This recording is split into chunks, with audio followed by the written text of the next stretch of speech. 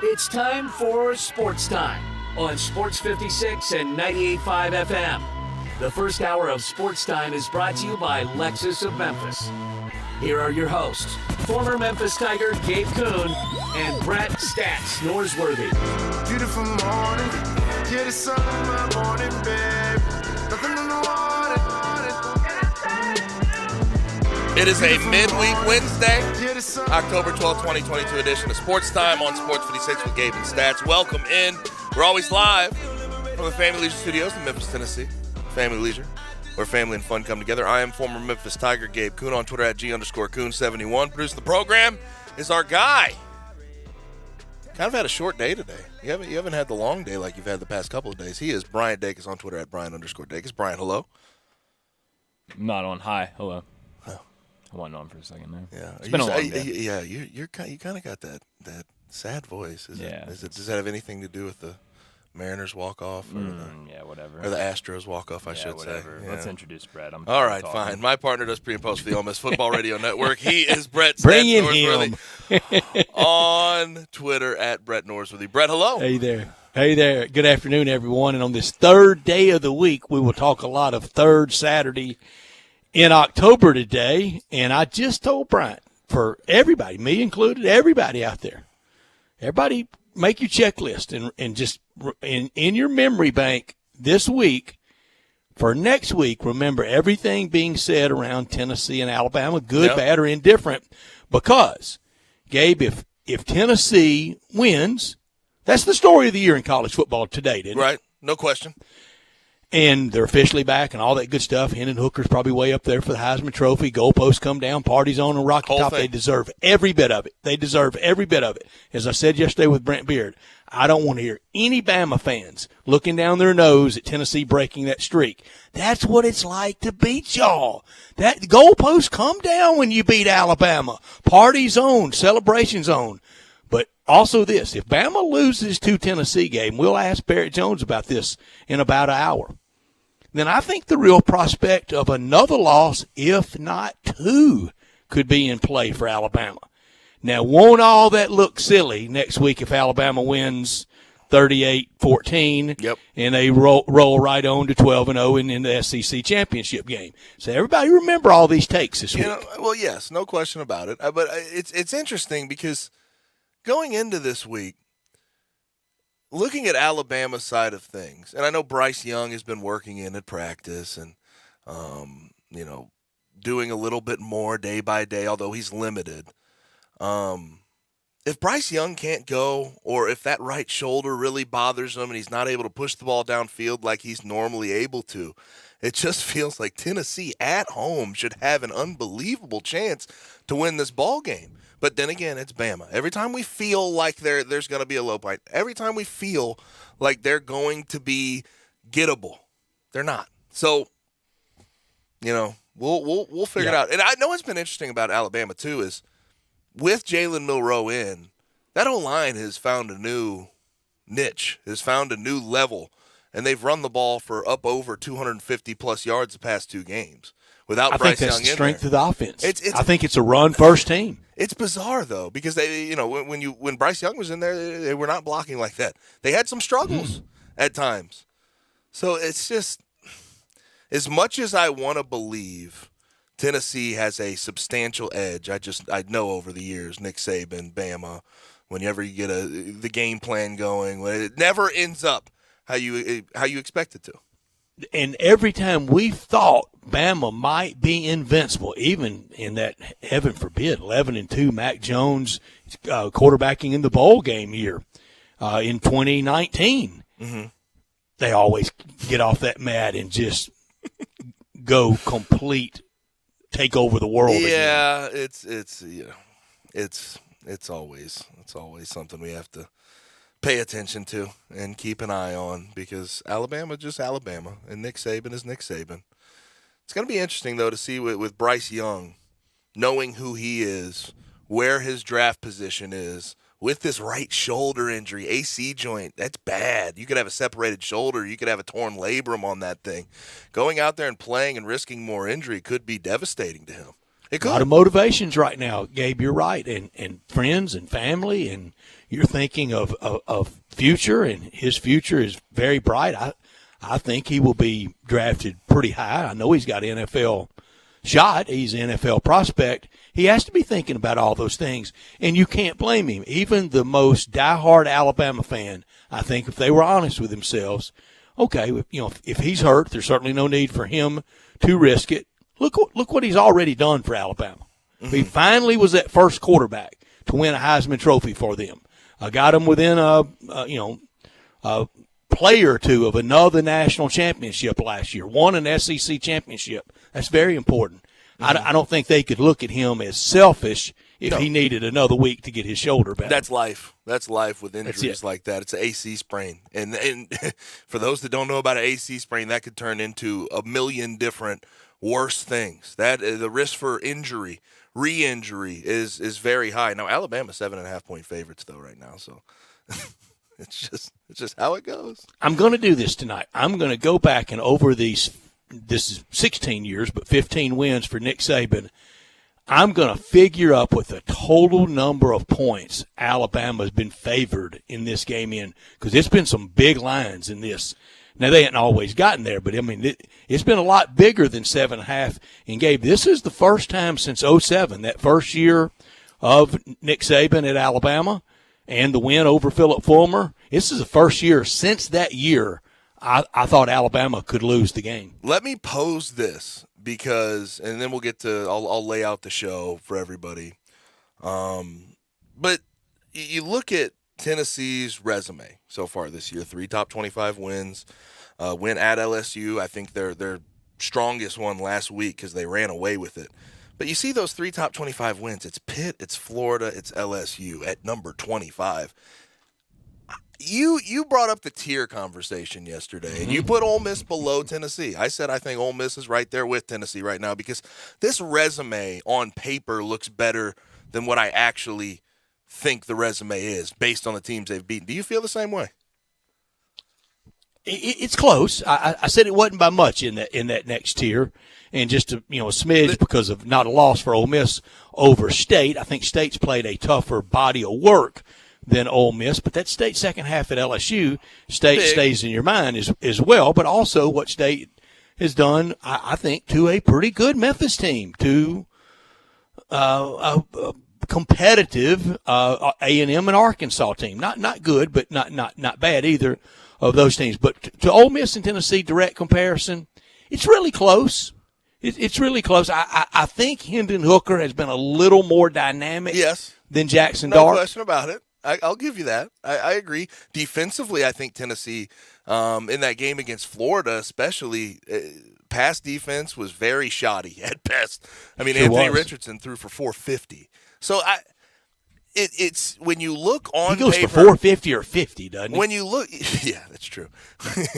And from an interception to TD standpoint, it hadn't been good for him. But 5-0 with 3 top 25 wins, I don't know if that really tells me fully who they are. Last week was impressive. You go on the road to Baton Rouge and win like that, I'll give you your flowers for that. But I think when you just say they've won 3 top 25 games, that doesn't tell the whole story because Florida's not near as good as we thought they were when they played Tennessee, and Pitt is certainly not near as good as we thought they were when they played UT. I've warned it about Ole Miss all year, and then I'll let you. I'm sorry, now I'll let you lay out the schedule, Gabe. I'm sorry. I've warned it about Ole Miss all year to their fans. Most everybody expected 4-0 for sure. Troy, Central Arkansas, Georgia Tech, and Tulsa. Some, if not all, expected 5 with Kentucky, and then if they beat Kentucky, everybody expected Vanderbilt. Now, a lesser Auburn than maybe even we thought in the preseason than Auburn would be. Maybe a lesser LSU than we even thought in the preseason, and definitely a lesser Texas A&M in the preseason.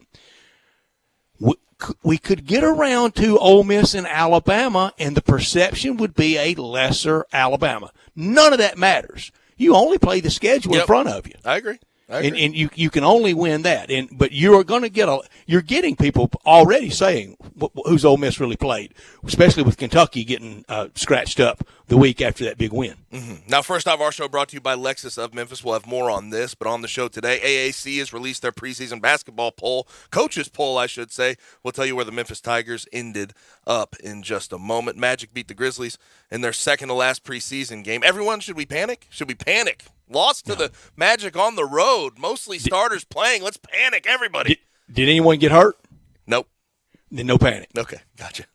I think that's fair. Charter arrive home safely? Yep. No panic. Yeah, I think that's fair. Unfortunate update in the Devontae. Blu-ray games go wrong on the charter? Nope. Actually, no panic. I don't have the facts on that, so I cannot confirm or deny. Unfortunate update in the Devontae Adams photographer situation from Monday Night Football that we'll tell you about and we'll discuss later on in the show. MLB Divisional Series got started yesterday. It will continue today. Braves-Phils was supposed to start here in about, 25 minutes? Instead, indefinitely is what I saw because of a rain delay? I think they're waiting for clearance to play it all the way through or not start it at all, and I can't blame them. Yeah. I don't think there'd be a massive issue with playing it tomorrow. Grand scheme.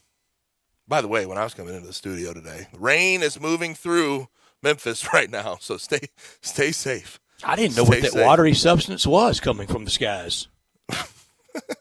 Been a while. Yeah. Also, we're going to have Padres and Dodgers late. As far as our guests are concerned today, 3:30, Alex Kuhn will join us from KGYM Radio, Cedar Rapids. Listen, I know we don't get a lot of Iowa football around here, but I have to bring up Iowa football and how bad that is. Losing to Illinois is something. We talk Big Ten, though. Yeah, we'll talk Big Ten in general, but I'm going to have to ask him about Iowa. Also, he's the Chicago Bears radio network, so we'll talk about the NFL as well.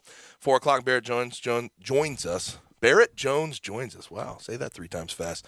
To talk a little bit of college football. 4:30, Steve Earhart. Every other week he joins us, Executive Director at the AutoZone Liberty Bowl. He'll join us at 4:30. 5 o'clock, Vince Ferrara will join us from WNML in Knoxville, and we will talk about this game we just opened up on. Third Saturday in October, Tennessee, Alabama in Neyland. Going to be fun. Listener line 901-360-8255.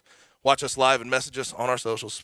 Sports 56 WHBQ, Twitter, YouTube, Facebook, Twitch, and go to our website, sports56whbq.com. Before we get to the AAC coaches poll, it looks like we do have a little bit of breaking news from the Memphis basketball program. Looks like Penny Hardaway has just got an extension. He has signed a contract extension through 2027-2028. So they're trying to lock him up long term. And honestly, after the IARP investigation, having that in the past, deserved, understood. You have this program on the right path. And it is shown. Unquestionably on the right path, unquestionably per the IARP, one of the cleanest programs in the country. How about that? I think a coach that coming off an NCAA tournament and a win and a close loss to a mighty team deserves every bit of that. Mm-hmm. And honestly, I thought, at the time, it's hard to really grasp how it's being handled within the program, but it feels like Penny – and obviously the higher-ups at the university, the way they handled themselves through the entire investigation really, really was pretty high class. It was administratively, and then at the head of the athletics department, Laird Veach, and the head men's basketball coach, Coach Penny Hardaway, they did. And now it feels like unencumbered the rest of the way, that the albatross has been lifted and that he can really just let it rip now, starting in a couple of Mondays. We're not that far away from opening night. November 7th, right? We're almost there. We are almost there. And this isn't Benedictine College. Yeah. This is at Vandy. It's gonna be a tough start to the season. VCU, SLU, right there in a row. I mean, they're gonna have to get going very, very quickly. I think the Tigers once played Benedictine College. Is the reason why I went after the. What conference is Benedictine College? It was in the 70s. Okay. Played Wisconsin Superior in that stretch. Brandeis. That's the games we could go to. That's the games we could get tickets to. We couldn't get tickets to U of L. All right, so the preseason AAC coaches poll comes out. Houston at the top with 10 votes. Memphis at number 2 with 1 vote, courtesy of guess who? Got to be Kelvin Sampson. It's got to be. And the respect that he has for Coach Hardaway, and he has seen it. If you could bottle and sell those games and the matchup difficulties, they make Houston look different than any other team makes them look. Yep, and there's a mutual respect, and the sweep last year certainly shows that Penny is starting to understand how to coach against a guy in Kelvin Sampson, who's done a great job, though. Like, I don't know if we really talk about it enough, and obviously we have a lot of Memphis fans here who don't want to hear about it all the time, but Kelvin Sampson, he deserves so much credit for how he has navigated at that Houston program. He had the NCAA stuff after his Indiana days, which was ridiculous. Over just phone phone calls, text messages. But for him to step down, not recruit at this massively high level, and still do what he does year in, year out with Houston. And last year being a 5 seed, getting to the Elite Eight with that team without Marcus Sasser. Final Four 2 years ago. I couldn't believe what he did last year. But Memphis at 2. And then it's very noticeable to me, the drop-off after 1 and 2. I haven't seen this list. I would have Cincinnati at 3. It's Cincinnati at 3, Tulane 4. So Ron Hunter, they're giving maybe the best point guard in the league. Yeah. 5 Temple, 6 UCF, 7 SMU. Way far down there after losing Kendrick Davis. No Jankovic anymore. I mean, they're way down there. Wichita State all the way down there. South Florida, then Tulsa and ECU.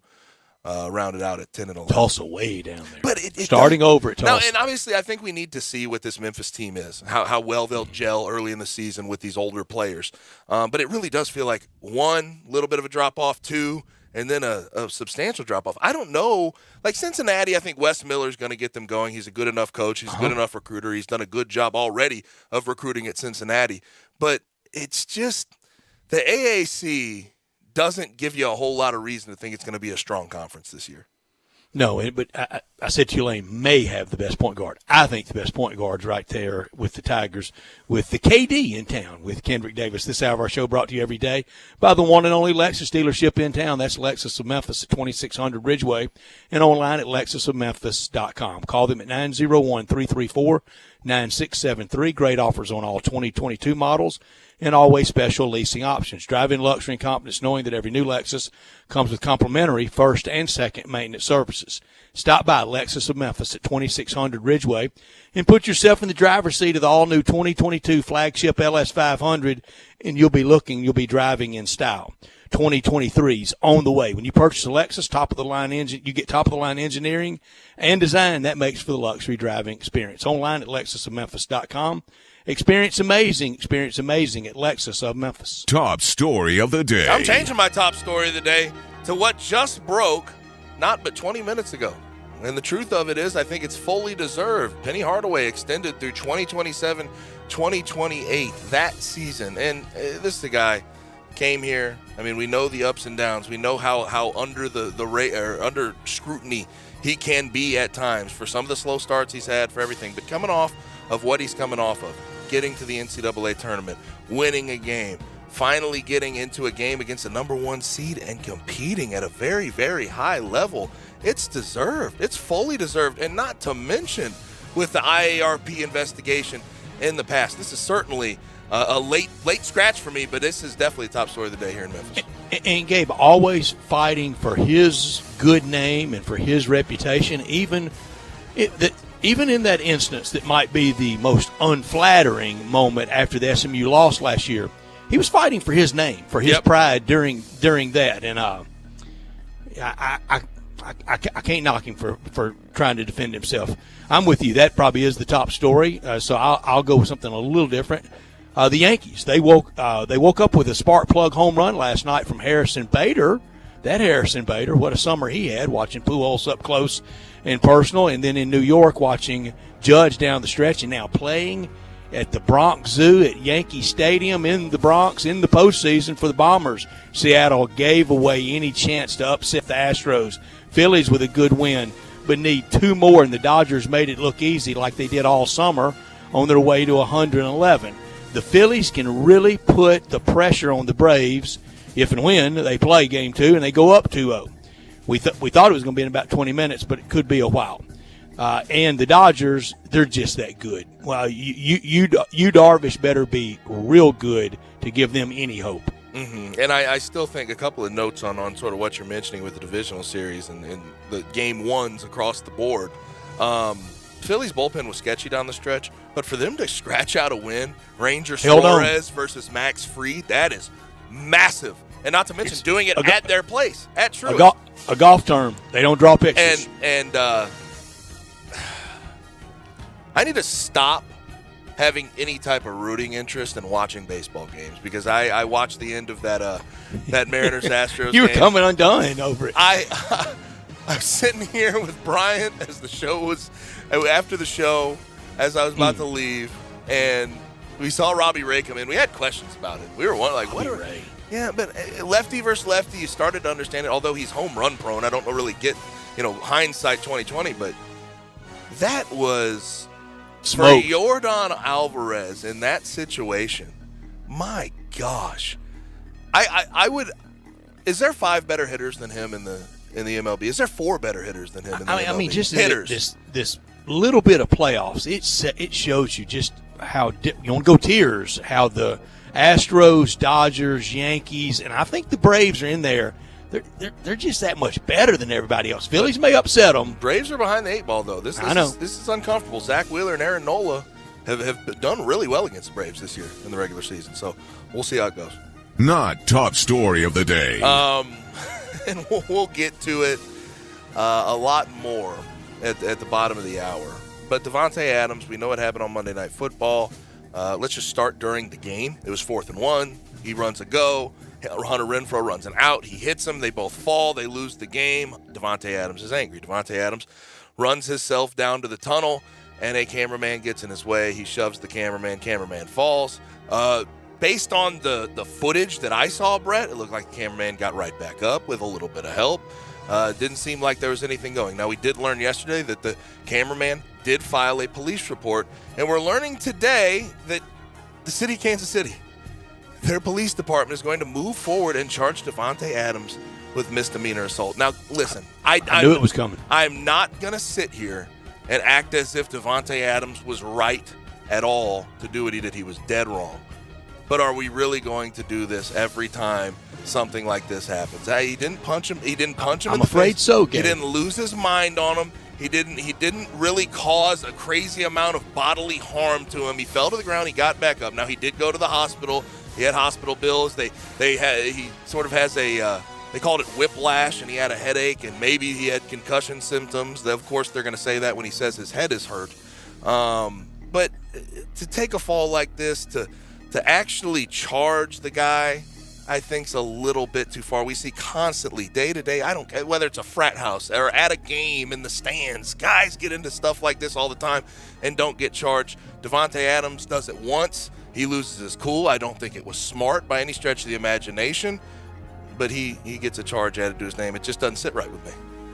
My not top story, nothing to see here with the Golden State, so they say, and Draymond Green, Steve Kerr really mostly said move along. What happens the next time? Because there will be a next time with Draymond Green. Maybe it's not the knuckle sandwich that he gave to his teammate, but there's always a next time with Draymond Green. And then if there's a next time with Draymond Green, because of all the past infractions, there's going to be a huge overreaction, a lot of hand-wringing, columns everywhere, editorials everywhere of, what do we have to do? Because this is sports realm. This is in the sports realm. Gabe, I don't think is an excuse that's going to hold up anymore. I'm with you. And think about on the other side of it. You have tawdry, air quotes here, locker room behavior. That doesn't fly anymore. Well, that's just locker room behavior. That's just guys being guys. Come on, Brett. Yeah, I mean, you no. I'm afraid now the fullest extent of the law applies, and that was assault. In any other walk of life, what Draymond Green did to that man. In any other walk of life, there's no business, there's no nothing around that there would not be something serious repercussions come out of that. No, I listen. We talked about it a little bit yesterday. We didn't really get into it deep, but I do get annoyed at times with it's just sports. You hide behind that, guys. I will say though, and I don't know how close Draymond Green and Jordan Poole are. I can't imagine very close after what has transpired. But there's been situations with my friends where I've seen them throw punches at each other. They get angry. They get over it. They move past it.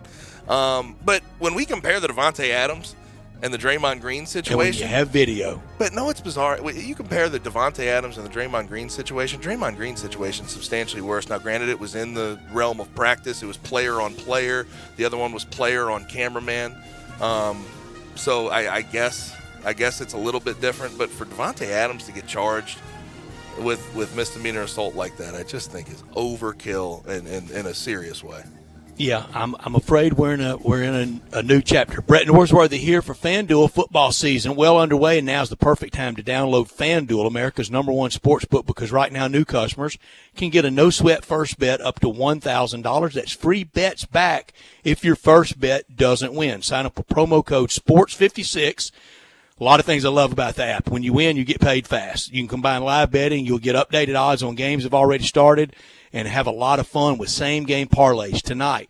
Padres plus around 160. I like the over 7 in Padres and Dodgers.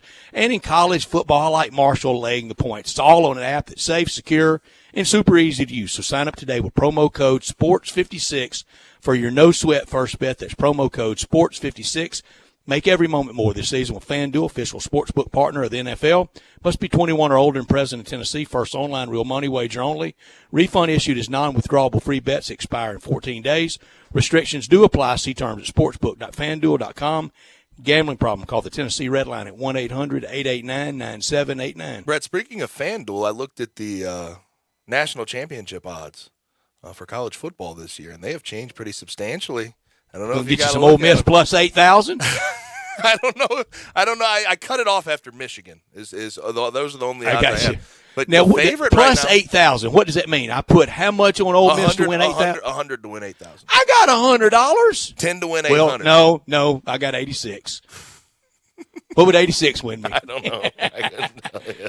But you go look at these national championship odds. Ohio State right now, and obviously they hopped up. They're number 2 in the AP poll at plus 190, the favorite to win the national championship in college football. And I have a guy who could probably speak on that coming up next. Alex Kuhn will join us. We'll get some Big Ten flavor, talk a little bit of NFL with him next. Be sure to follow us at Sports56 WHBQ on Twitter, Facebook, Instagram, and YouTube to watch live video of our shows, stay up to date with station events, and have chances to win prizes. Don't miss out on anything that's going on. Follow us at Sports56 WHBQ. Hi, this is Troy Fiveash, owner of Fiveash Roofing. In these uncertain economic times, there are so many things as a contractor and a business owner that I cannot control. The rising cost of materials, not to mention fuel and transportation costs. In the last 2 years, shingle prices have almost doubled and commercial materials have doubled. And I don't have to tell you what fuel costs these days. But you know what I can control? How much markup I put on a project. I have always prided myself in knowing I never gouge a customer. But in an effort to ensure my crews have work and my customers are being treated fairly, I have lowered my profit margin, hoping to give you a price you can live with and keeping my crews busy. So if you need a roof or gutters, please give us a call. Fiveash Roofing, fair, honest, and ethical. Fiveash Roofing, a proud sponsor of Tiger Athletics and a member of the Tigers home team. 367-0050 or memphisroofer.com. 367-0050 or memphisroofer.com. Fiveash Roofing, it's what we do. We're here for you. At Jason's Deli, when you're dining in or picking up curbside, you can expect wholesome food and no surprises, just delicious sandwiches, crisp salads, and quick quality meals made with the freshest ingredients and no artificial trans fats, MSG, high fructose corn syrup, or artificial colors and dyes. Around here, a lot of thought goes into what we put into our food and what we take out of it, because you're not just taking a bite, you're getting a taste of who we are. New items are constantly being created to expand our menu for all tastes and special diets with vegan and gluten-free options available. Convenience and on-time delivery you can count on. It's just a click away at jasonsdeli.com, so whether you need to feed 5 people or 5,000, the team at Jason's Deli, they have the credentials and the commitment to keep you satisfied. Freshness is nearby at Jason's Deli with locations at Ridgeway in the Park Place Center, Poplar and Highland, Germantown Road in Cordova, and on Goodman Road in Olive Branch. Jason's Deli. It's wholesome food and no surprises. DeSoto Auto Sales specializes in late model cars with low mileage. They have the highest standards in the car industry. All of their cars are test-driven, checked out from head to toe, unlimited inventory, every make and model. And if it's not on the lot, they'll find it for you. Walk in the door of DeSoto Auto Sales, 5704 Goodman Road. Within 45 minutes, you can test your car, get credit approval, and finish paperwork within an hour. No shortcuts at DeSoto Auto Sales. Kind, courteous employees, a down-home environment. DeSoto Auto Sales cares about your time. Lowest prices in a 350-mile radius. We're living in a world today where time does matter. Visit them online. Check out their referrals. DeSotoAutosales.com. Very proud to serve DeSoto County and other surrounding areas. DeSoto Auto Sales, 5704 Goodman Road. Call 662-890-7184. 662-890-7184. Come on down to DeSoto Auto Sales. 2000, 2008, 2022. When it comes to the economy, those are some scary years. Dot-com crash, housing crash, and the roller coaster we're going through right now. It's a dangerous time to not know your numbers. But over 31,000 businesses have the confidence and clarity they need because they rely on NetSuite by Oracle, the #1 cloud financial system. NetSuite gives you visibility and control of financials, inventory, HR, planning, and budgeting. Manage risk, get reliable forecasts, improve margins. Everything you need all in one place. So, how do you prepare for uncertain times? The answer, NetSuite. NetSuite helps you identify rising costs, automate your business processes, and easily see where to save money. That's why 93% of customers say they improved their visibility and control when they upgraded to NetSuite. What are you waiting for? NetSuite is offering a one-of-a-kind flexible financing program. Head to netsuite.com/play. netsuite.com/play. Did you know nearly 40% of men under 40 and over 75% of men over the age of 40 experience sexual performance concerns? At the Memphis Men's Clinic, their experienced physician performs a comprehensive evaluation that determines which specific issues may interfere with your sexual performance. These issues can vary and range from anxiety to medical issues, low testosterone, or erectile dysfunction. The Memphis Men's Clinic has evaluated hundreds of men of all ages over the years and reestablished a normal sexual life. The Memphis Men's Clinic will work aggressively to resolve issues and allow you to restore your sexual health and overall well-being. That's the Memphis way. If you're 20 years old or 90 years old, come and get cared for the Memphis way. Treatment that's based on your specific needs after a professional clinical evaluation by their experienced board-certified physician. Call the Memphis Men's Clinic today at 901-443-0475 or visit memphismensclinic.com.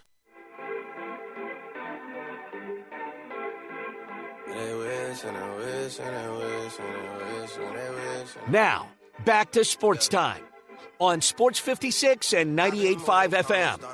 This hour is brought to you by Lexus of Memphis. What we are dealing with here is a perfect machine. It's really a miracle of evolution. Here once again are Gabe Kuhn and Brett Norsworthy.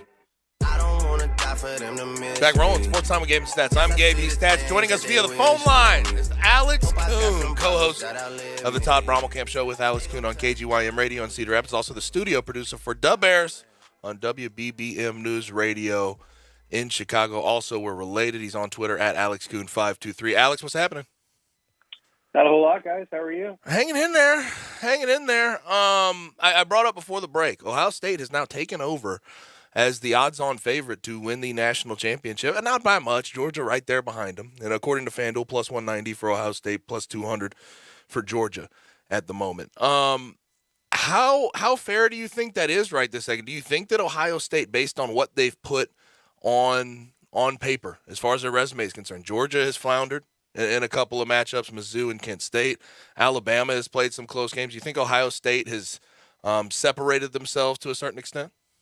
No, I don't. Okay. I have no freaking clue who's going to win the national championship this year. This season it's just been, there's a lot of bad football around the country, not only in college football, but in the NFL. And I think there's some good teams out there that have separated themselves from the pack, like the three that you just named. But among the three, to try to figure out once we hit December, January, who's going to be playing the best football, it's a fool's errand right now. I'm very confused by a lot going on in college football, and a lot of conferences and divisions, and and the like. But no, I think that those are the three best teams, and at this point, I don't think any of them have separated themselves from each other. Alex, I love you and your family to death. Thank you so much, because I get to this point every year at this part of the season where I don't like anything. I don't trust anybody. I don't think anybody's that good. I think everybody's very flawed. I'm with you. I always think what you pick out any year. If it's 2010, it's not peak SEC. It's not peak college football. 2000 was so much better. And I don't want to sound like the grumpy old guy yelling at the sky, but I don't think there's domination out there. I started Monday with our top story. I said I think there's 10 to 11 to maybe 13 or 14 that could get in the college football playoff, get in that 4. I think there's only about 3 or 4 or 5 that can win it. Yeah, I'm Brett. I'm right there with you as far as not trusting anybody. I don't like anybody. I feel like there are very few teams that have given me a reason. Yeah. To trust them. I know Clemson is 6-0. They've looked pretty decent this season. But TJU bounce back year? I mean, they got it going. Dabo bounced back year. He has definitely bounced back. They've got some tough games coming up, including a trip on the road to Tallahassee this weekend. So I want to see what they look like when they get tested against. I just said I thought Bama could lose 2 or 3 times if they lose to Tennessee this week. That's crazy. Yeah, and then we're looking at Tennessee and we're saying, okay, well, all right. They come off of that win over LSU and now they get Bama. So I think we're getting to the point now. We're getting close to college football playoff reveal. We're getting to the middle of the season where this week is going to tell us quite a bit. You get sort of an elimination game in the Big Ten East with Michigan and Penn State. Mm-hmm. I don't know who's better, quite honestly. Separation Saturday, Alex. It is. Exactly. I have no earthly idea who's better. Obviously, I think Alabama is going to be the favorite against Tennessee, but the Volunteers have been playing really good football. They have some dudes.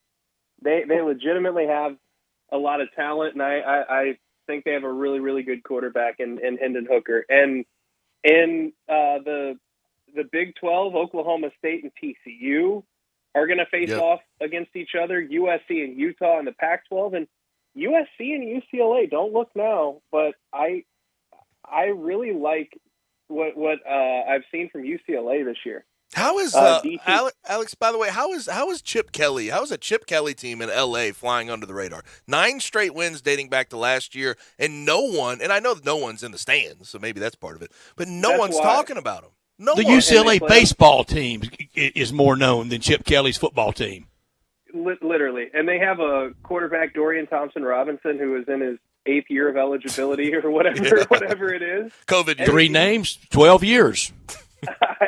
I've always liked his talent. He's played on some really bad teams at UCLA, but they have that thing humming. And there's a lot of good teams.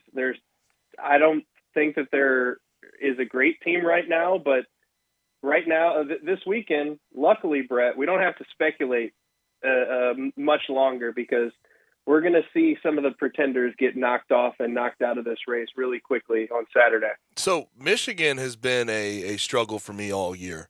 Played an awful out-of-conference schedule that I think that they had no business getting away with playing all those bad teams. I mean, just 2 of them, but 3 of them the way they did, I can't believe that. But it's weird for me because I feel like they have a good makeup still. It's a Jim Harbaugh team, good defense and offensive line play. It comes at a premium these days. This year, we talked about it last week. There's been a lot of teams that have struggled with their offensive line play. Michigan, I think, has done it a lot better than anyone. So maybe as the season wears on, that could play to their strength. But how likely do you think it is that they can get through Penn State and then at the end of the year, do what they did last year and beat Ohio State, but they have to go to Columbus this time? Just feels like Michigan, while they have played well so far, it's going to be a struggle down the stretch. Well, the thing about Michigan is that if they win this weekend, they get Penn State coming into their house. they're going to be feeling pretty darn good about their possibility of getting back to the college football playoff. Mm-hmm. Because let's say they win against Penn State this weekend, they're going to do nothing but stay. They're going to move into the top 4. They will certainly move into the top 4. And then they have Michigan State, Rutgers, Nebraska, and Illinois on their schedule before Ohio State at the end of the year. And going into that game, most likely, if they're undefeated and Ohio State's undefeated, and everything kind of shakes out the way that we're thinking that it might, there's a possibility that win or lose, all they have to do is keep that thing somewhat close, and there's a long way between now and then. All I'm saying is Michigan, 1 loss, and they get some help from other people. It is not out of the realm of possibility that we could be looking at both of those teams getting in, and Georgia and Alabama out of the SEC. How would that be received nationally? We're talking Not about great. We're talking about these super conferences and the Big Ten and the SEC separating themselves from everybody. And if Michigan beats Penn State this weekend, they're going to have every opportunity to get to that point. Penn State, on the other hand, their road is a little bit more difficult. They get Michigan on the road, then they get Ohio State in 2 weeks, and if there's another situation, if they have 1 loss. So look, there's a lot that has to play out this year, but with Michigan, Gabe, one of the things that they have that so few teams in college football have right now is a dominant offensive line. Mm-hmm. We talked about this. We both feel like offensive line play is down across the country this year. Yep. Even at some big top-level programs, Alabama doesn't have the dominant offensive line that they usually do. They're not bad. They figured it out the past 2 weeks when they haven't had Bryce Young back there. But I think Ole Miss is approaching a dominant offensive line. Yeah. But I want to see a few more weeks. Yeah, it's rare right now, and I think that whoever kind of gets rolling in that regard, we see offensive lines certainly get better as the weeks go along. They get more chemistry. Teams get more comfortable. Takes a little while. More comfortable playing, next to each other. But Michigan, and they rode that offensive line to a college football playoff appearance last year. If they beat Penn State this weekend, they're kind of well on their way to at least possibly getting back to that point again this year. As long as they don't have a slip-up, which we'll see. They've played close against Maryland, and even last week against Indiana, if it weren't for some nastiness going on an extra point, whatever it was, extra point or field goal, they would be they'd be in a little bit more trouble. Now, I get a kick out of Todd, your co-host, of course. On Twitter, he has made his name. He's changed his name to the 131st ranked Iowa Sports Talker, and I assume he's referring to Iowa and their offense. And they lose again this past week against Illinois, 9-6. Against Illinois, 9-6. Now I think Brett Bielema deserves his flowers, and we've given him those flowers. I think the past couple of weeks.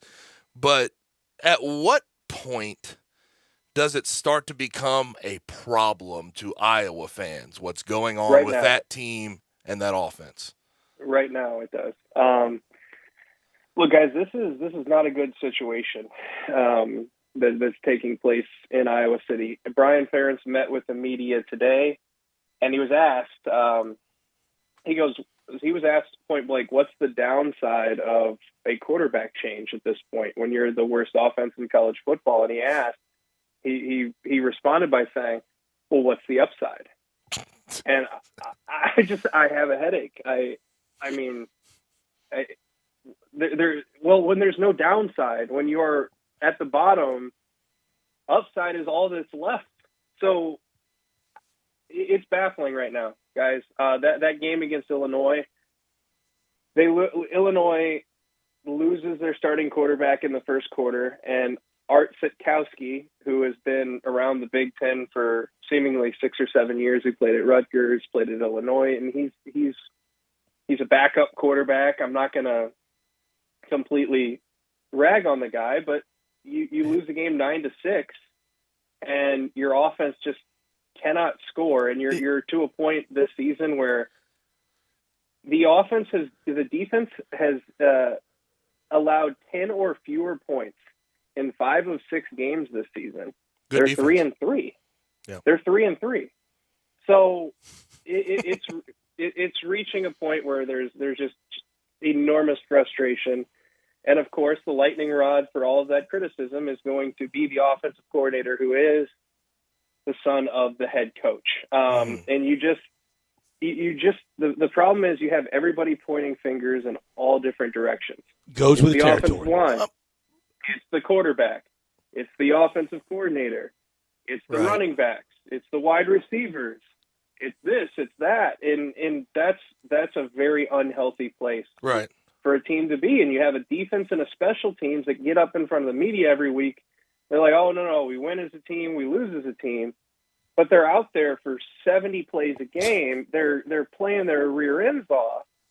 And I remember, I think it was after the Michigan game, one of the reporters, and I don't blame this reporter, it was Chad Leisico of the Des Moines Register, asked a question that still kind of floors me. But he asked a defensive player, I think it was Jay Higgins, linebacker Jay Higgins. He's like, well, today, why were you guys not able to make those big game-changing plays that you usually make? What was it? Was it something that Michigan did? And I'm thinking to myself, no disrespect to Chad, but if you go into a game every single week, that's where Iowa football is. They're going into a game every single week where they feel like their best chance to win is if their defense scores. Right. Like if their defense doesn't return an interception for a pick six, or doesn't set up the offense at the 5-yard line, or there's not a big special teams play, a block punt, then they're not going to win. But here's the thing, though. Like real quick, and we're gonna have to we're gonna have to be quick because we're up against the break, and we'll get to NFL talk next week when you join the show. Is this, though, in your opinion, the result of years and years of sort of the lack of accountability in front of the media, especially? It feels like it's the result of years and years of a fan base and a media, for the most part, doing the inference we trust type of thing. Is that do you feel that? Is that part of the reason of the lack of the accountability that they're showing? And I think that for a long time, it's been like this. The defense and the special teams have won them games. Yeah. And even when the offense is somewhat decent, even mediocre, they get to Orange Bowls. They get to the Big Ten championship game last year with an offense that ranked in the 120s. And yes, it's always been a little bit disjointed, the relationship between head coach and offensive coordinator. And now, when things aren't going well, that's when everything reaches a head. Yep, no question about it. But all right, Al, appreciate it, man. Thanks for joining us. Talk to you next week. Always appreciate the time. At Alex Kuhn 523 is where you can find him on Twitter. Thank you, Alex, very much. And we will get to Bear talk next week. Bears play tomorrow night, don't they? I believe so. Yeah. So he'll be very busy with that. And then he'll get a little time off from those duties. But appreciate catching up with Alex a bunch. Got 2 great locations for the commissary: the new Collierville commissary at Houston Levy and Poplar, or the original in Germantown. And the Collierville commissary is the perfect place for any group gathering. Plenty of room for everyone, can spread out. Plenty of TVs also to enjoy game watching. That's a great place to go and watch all these baseball games, all these games. Tomorrow night's NFL game. You can get out on the patio with the nice cooler weather, Memphis-style barbecue and ribs that scream Memphis, the slow-cooked way. If you're craving an easier way to order, you can text commissary to 33733. You can dig into the ribs, the shoulders, chopped or pulled on a sandwich, on a plate. But first, get started with all the appetizers, like the nachos invented at the Germantown commissary in the early 80s, the tamales, the cheese plate, the smoked chicken wings. All those could be your entree. Start with that and then get to what made the commissary famous. It all comes with beans, slaw, deviled eggs, bread as well. You can even order it by the pound, or a 6-pack or an 8-pack or a 12-pack. Tailgating, game-watching parties, watching the Tigers on Saturday night. Ole Miss Saturday morning, great schedule for game-watching Saturday. Ole Miss at 11. Third Saturday in October at 2:30. Tigers on Saturday night. You got to stock up at the commissary. The new Collierville commissary at Houston Levy and Poplar, or the original in Germantown, and those desserts like the lemon icebox pie, the strawberry cake, and banana pudding. 901-754-5540. online at commissarybbq.com.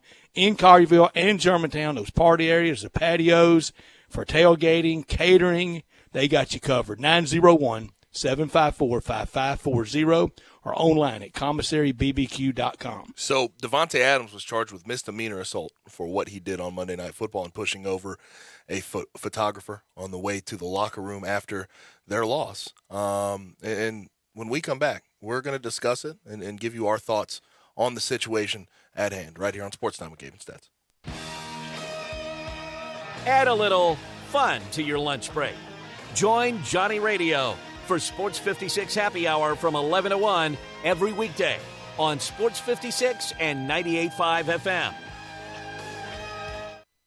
Brian Elder's Roofing Solutions. I'm Brian Elder. It's been a particularly rainy season, and that stain on your ceiling isn't getting any smaller, exposing your family to the possibility of mold. Let me come take a look. 867-0303. Our technicians are Owens Corning Platinum Preferred, so don't let someone tell you that it has to be replaced if all you need is a repair to get several more years of life. 867-0303. Have me on your speed dial for when life's little catastrophes come up. 867-0303. Upgrade your roof to a beautiful Owens Corning Duration Architectural Shingle with a 50-year warranty and an unheard of 25-year labor guarantee. I'll measure your roof from outer space and give you a competitive estimate right over the phone. Buy now and pay nothing till 2022 with approved credit. 867-0303 or BrianElderRoofing.com. Call 867-0303. Brian Elder's Roofing Solutions. Welcome to Triumph Auto Sales, where you'll have a great car buying experience. Triumph Auto Sales is your #1 source of quality pre-owned vehicles ranging from lease returns to new car trades, all at huge savings. Plus, Triumph has a full array of financing options to meet your needs. Find your next car online at triumphautosales.com or stop in today at 4875 Elmore Road. Triumph Auto Sales will help you get the vehicle you want at the price you need and the service you deserve. For a great car and a great experience from a local and family-owned business, visit Triumph Auto Sales. You know when I played football for the Memphis Tigers? We all know you played for the Tigers. We all love going to Central Barbecue after games. There were so many great choices to refuel after the game, ribs, pulled pork. Some of the weirdos would even get vegan options. And as team captain... We all know you were a team captain. I felt as leader I needed to encourage my teammates to get the best food possible, and that was Central Barbecue. Or you just wanted to go there, so as a captain, you made them come with you to Central Barbecue. They wanted to come to Central Barbecue. Not as much as you wanted to go to Central Barbecue. No one wants to go to Central Barbecue as much as me. So what if summer's coming to a close? It'll be back, and you'll be ready with a new spa. Why's that? Because the world's biggest spa sale is happening right now at Family Leisure. Right now, through October the 2nd, you will get the best ever prices on spas. Family Leisure has a large selection of spas still in stock and ready to ship, and up to 30% off. Yes, 30% off in-stock spas. You want a swim spa? Now's the time to buy with huge discounts just for you. Special financing is available. Plus, you can get free upgrades on select spas. Just ask about it. Family Leisure also has fantastic deals on saunas and massage chairs. So, while summer is coming to a close, you should be opening up to a new spa during the world's biggest spa sale happening right now through October the 2nd at Family Leisure, Whitten Road at I-40, where family and fun come together. For the latest from the world of golf, tune in every Saturday morning from 9 to 11 for the Golf Shop Radio Show, presented by PlayGolfMyrtleBeach.com, the golf capital of the world. Hosts Mark Greenhelge and Matt Blanchard talk golf from tee to green and everything in between. If you like golf, you're going to love Golf Shop Radio. Before you tee up, drop on in. Welcome to the Golf Shop here on Sports 56. Real sports talk.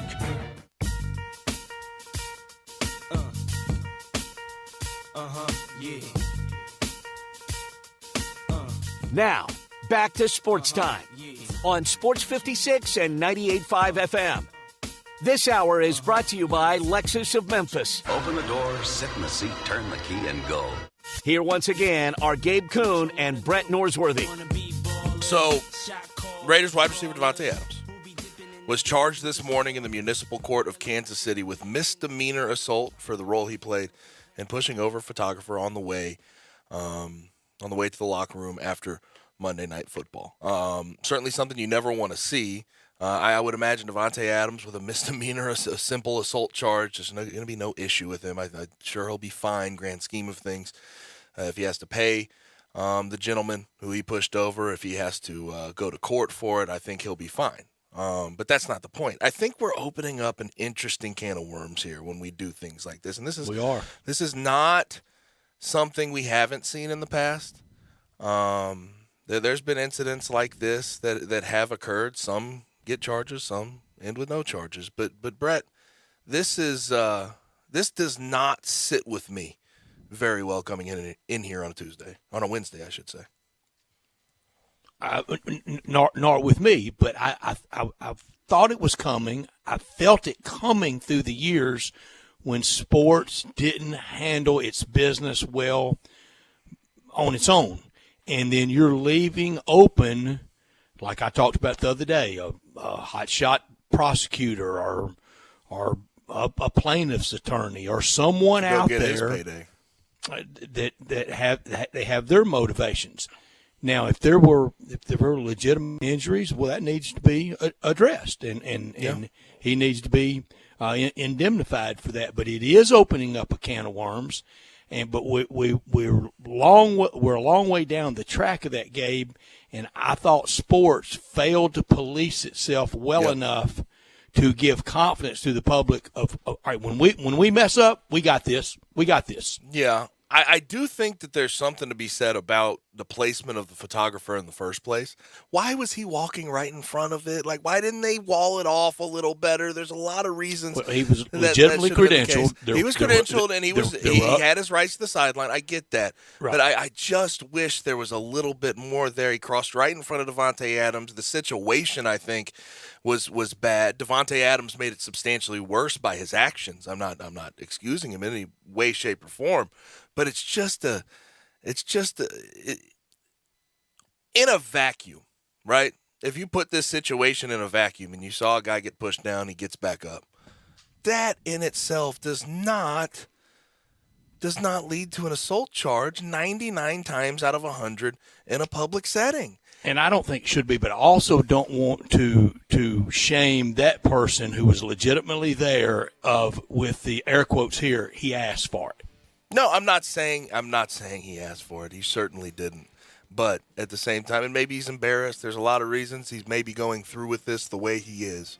But I just don't think the action warrants the result here. There's cause and effect, but I just think this effect is substantially more troublesome than the actual cause here. I think we need to move past. Now, what will the NFL do? Is there a fine probably on the table? Yes.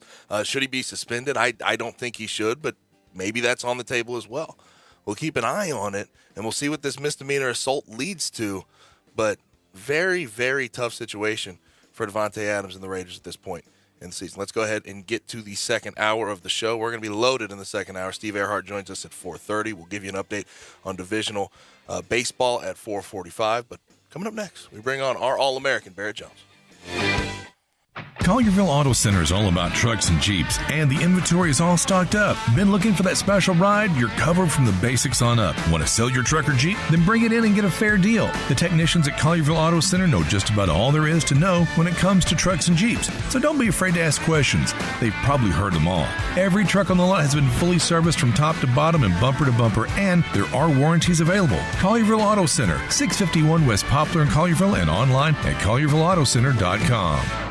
I can walk again, I can cross my legs again, I can wear heels again. After years of living with chronic joint pain, Andrea Southard is now living a normal life, pain-free, thanks to natural biologic treatments at QC Kinetics. We tried everything, and my husband had heard the commercial for QC Kinetics on the radio, and he told me to call him and check it out. That phone call changed Andrea's life. QC Kinetics used powerful natural biologics to treat her aching joints. It's high-tech precision medicine that can restore and repair damaged joint tissue with no surgery and no drugs, providing lasting relief. I felt like I was in my 20s again. I could tie my own shoes. Really the little things that you don't think about. Pain in your hips, knees, back, shoulders? Get rid of the pain now. Call QC Kinetics. Call QC Kinetics, 901-445-1010. That's 901-445-1010. 901-445-1010. 901-445-1010. Step up your wings game at East Coast Wings and Grill. With 60 wing flavors and 7 heat indexes, do you have what it takes to turn the heat on your wings up to insanity? East Coast Wings and Grill is family friendly with a large variety menu to satisfy the whole bunch. Sign up today for their loyalty program and taste the rewards. For every $1 you spend, you collect a point. Earn 100 points and receive a $5 reward. Next to Lowe's off Highway 64 in Bartlett, come try America's best wings at East Coast Wings and Grill. Hey, Mid-South, I've got Jeff Allen on the phone at Gossett Kia South Mount Moriah. Hey, Jeff, what's shaking? We are making our customers happy at Gossett Kia Mount Moriah. How about this? 2023 Kia Sorento LX all-wheel drive for just $257 per month. 36-month lease, $29.99 due at signing. And I've got a 2023 Kia Sportage LX front-wheel drive, $287 per month. 36-month lease, $34.99 due at signing. Well, I'm feeling happy, Jeff. And if you don't see what you want, no problem. I'll order exactly what you want, and you won't pay over MSRP at Gossett Kia on Mount Moriah. Plus, every Gossett Kia comes with a 10-year, 100,000-mile powertrain limited warranty. So whether you live in Horn Lake, South Haven, Olive Branch, or Memphis, you'll be happy at Gossett Kia Mount Moriah. 2680 Mount Moriah or KiaMountMoriah.com. Seltos P738-6423, MSRP 25325, K5 950-6883, MSRP 26860, PF 695. Includes all rebates and incentives. Must finance through Kia. Excludes tax, time, and license. See dealer for complete details. Offer valid through 10/31/2022 with approved credit. Dealer stock only. Warranties and limited powertrain warranty. See Kia.com or retailer for details. We are Sports 56, WHBQ Memphis, and W253DF Memphis. Flynn Broadcasting Stations.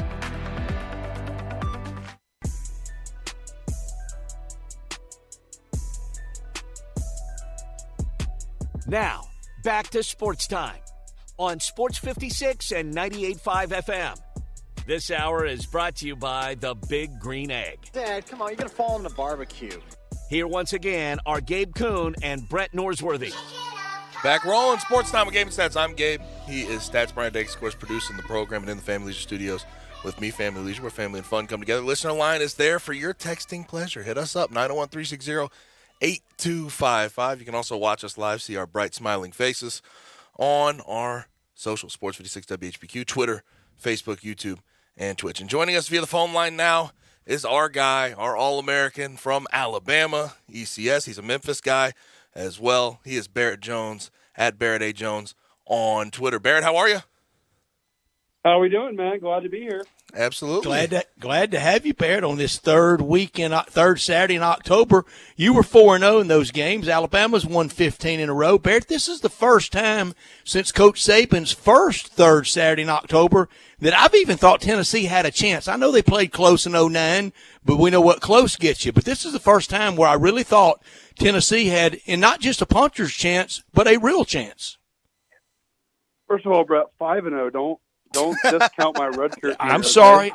Barrett, I always discount your red shirt year. I'm sorry, and you were out there working hard that year. I'm sorry. I mean, I was out there getting the guys ready to play, you know. I mean, that's valuable. Pumping up the crowd. I hear you. So, I agree. I think they definitely have a puncher's chance. And, in fact, I think I might have mentioned this a couple weeks ago, but I'm actually going up there to call it for the local guys. So it'll be a lot of fun. I'll be in the booth again. Nice. Chris Stewart and Eli Gold is still out, and so Chris Stewart and I will be in there. John Parker Wilson, who normally does that, is going to be gone. So it's going to be a lot of fun. Barrett. I can't wait. I practiced saying they instead of we for a long time. But you can say we on the Crimson Tide Network. Let the we's roll. So it's going to be awesome. No, I do think it's going to be. Now, here's the bad thing about the Neyland Stadium press box. Take your Hubble telescope with you. Yeah, you're a long way from the action. I've been up there before. It's a long way up there. You definitely there's some very high seats. You can get some altitude sickness up there. So also take a Dramamine is what I've heard. But anyway, it's really going to be a lot of fun. I actually love going to Knoxville. I think it's a great environment for college football. When that place is rocking, it's as loud as anywhere. I mean, I really love playing there. You know what I love, Brett? Honestly, I can say this in Memphis. I probably couldn't say this in Alabama because I'd be mocked. But I love the checkerboard end zones. I think they're awesome. I really do. Barrett, I love when they form the T. I love everything about. I love everything about a game day at Neyland. I like the Vol. I went to the back of the press box to watch the Vol walk, and then I go to and I stay in, and then I would stay in the front and how that T forms, and then that crowd builds. Y'all sound like some closet Tennessee fans. This is what I'm hearing right now. Sounds like some not closet Tennessee fans on these airwaves right now. Yeah. Anyway, I'm getting worried about myself now. I'm supposed to be biased this week, so I will say that based on what I saw in warm-ups, I think a positive is that I think Bryce Young's going to play. Right. I think that he looked pretty good to me. I mean, I think he threw it a little bit, and I didn't think he was going to play based on just some of the body language stuff and who he was snapping with in warm-ups. If you're ever wondering who is starting a game, always look in warm-ups, and usually whichever quarterback is with the first team center, when they first come out there, that's usually the guy that's starting. That's a little pro tip for you. Mm-hmm. That's a good sign. I do think that Bryce will play. I actually was sitting on the first row of the end zone, and it looked to me like, and I've heard this from people now, that he in the fourth quarter went in the locker room to get taped up because it was looking like a very tight game, and he was begging Coach Saban to go in. So that's a good sign too. So obviously that's a different team. If the Alabama team that played A&M last week plays Tennessee, they'll lose by 2 touchdowns. But they're a totally different team with Bryce Young. Tennessee's defense, they've left a lot to be desired this year at certain times. They played maybe their best game this past week against LSU, but when they've had some quality competition, they've struggled a little bit. They made Anthony Richardson look like a Heisman contender. So there's still some concerns on that side of the football. I think they're going to score some points though. I love their system and they believe in what they do. I think Hendon Hooker's playing at a really high level right now, and I hope it's a really fun game. I think it could be awesome. But just taking away that it's Bama week for Tennessee, and you look at this game in general, you look at Tennessee as a team and the resume they've put out there, 3 top 25 wins, teams that are not in the top 25 anymore, but regardless, they handled business when they were supposed to handle business. Do you like them as the number 6 team in the country? Did you buy into that ranking and what they've put on tape so far? Well, I've been ranking teams every week, and I think I rank them around there. I'll tell you, if you ever want a tough exercise, do a ranking. It's hard, especially this year. I mean, maybe I felt like I felt this way, and maybe this is how things are going to be because NIL and all the different things. But it's just really hard to find teams that you think are really good. Especially once you get outside the top 10, and you're like, man, that's really the 14th best team in the country, and you're like, well, I guess they are. I mean, who else is? So. I think they are because of what they've done. They proved it on the field, and I rank very literally. So I use the eye test a little bit, but I also just go based on the games you've won, who you've beaten, and so I do. I think they deserve to be where they are, and they've won all the games that have been put in front of them. It hasn't always been pretty, but they've won them all, and so I think this is an epic matchup. I can't wait to see it, and I think it's going to be a lot of fun. Baird, about 2 hours ago, I was watching the Paul Feinbaum show, and I like Paul, and I like his show. He's got to do his thing, and he certainly has done it well, and has a nice routing number and automatic deposits to prove it. But he said about an hour ago he thought at least 2 times this year he thought Nick Saban has been outcoached. He thought Steve Sarkisian outcoached him in the Texas game, and he thought Jimbo Fisher outcoached him last week. I don't always put a ton of stock. I really like Paul. He does a great job of mixing things up and getting guys fired up. But I don't know about that. I think that they had 4 turnovers and 2 missed field goals. So I mean, I'm not sure how that comes down to coaching.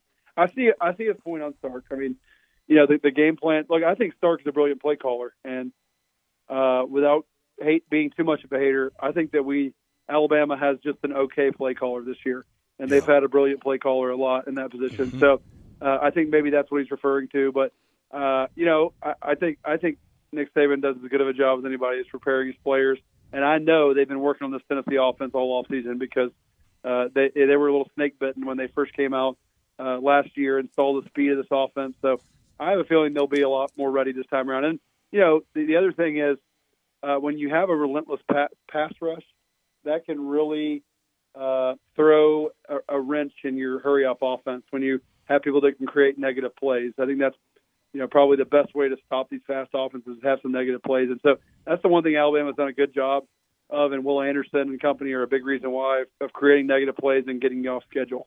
And dating back to the Texas game, there was questions about the offensive line and what they were going to do, being able to run the ball. And once Bryce Young went out, there was even more questions. What were they going to do against Arkansas after the half? How were they going to be able to take away or sort of run away with that game with Jalen Moreau at quarterback? Obviously against A&M, same questions.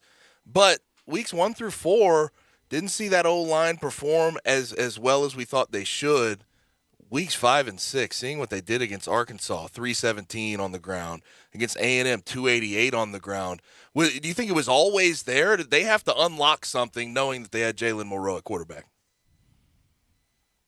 I think the offensive line, I think it's some of both. I think the offensive line played a lot better. I think Jahmyr Gibbs has really emerged as a feature back, which I think has been the biggest positive change of the offense. And I think Jahmyr Gibbs had like 20 carries last game. I think that guy should touch the ball 25 times a game right now. I mean, there's just not it's very weird to hear this sentence, but there's just not a ton of playmakers on that Alabama offense right now. And Jahmyr Gibbs is the guy who's making plays, and he's a guy who can turn, a 5-yard gain into a 75-yard gain, as we've seen several times. So I think he should touch the ball a bunch. And, when you have those big runs, it makes those stats look a lot better. So I think it's a combination of a lot of factors. I mean, obviously, a running quarterback, they focus more on the ground. So there's a lot of factors that go into that, but I really do think this offensive line's playing better, and I think they're becoming one of the better units in the country with the way they've grown and developed. Barrett, I ask you this every year that we visit around this game, around LSU, and around the Iron Bowl. How different is the building? How different around campus is it? Did you hear? Nothing affected you, but did you hear it? Did you know to a lot of people that this one's bigger than UL Monroe? Oh, there's no doubt. I mean, I think the biggest difference is probably just, I always said there's on average, at least from my experience, there was a lot less yelling when you had a top 10 game because everybody's locked in. Like, that's why you go to Alabama. You don't go there to play UL Monroe. No offense to whatever their mascot is. But you go Warhawks, there. I believe. Yeah, there you go. Shout out. You go there to play top 10 games against teams like Tennessee and LSU and Auburn and Georgia, et cetera. And so, you don't have to beg a guy to practice and try hard on those weeks. Guys are flying around.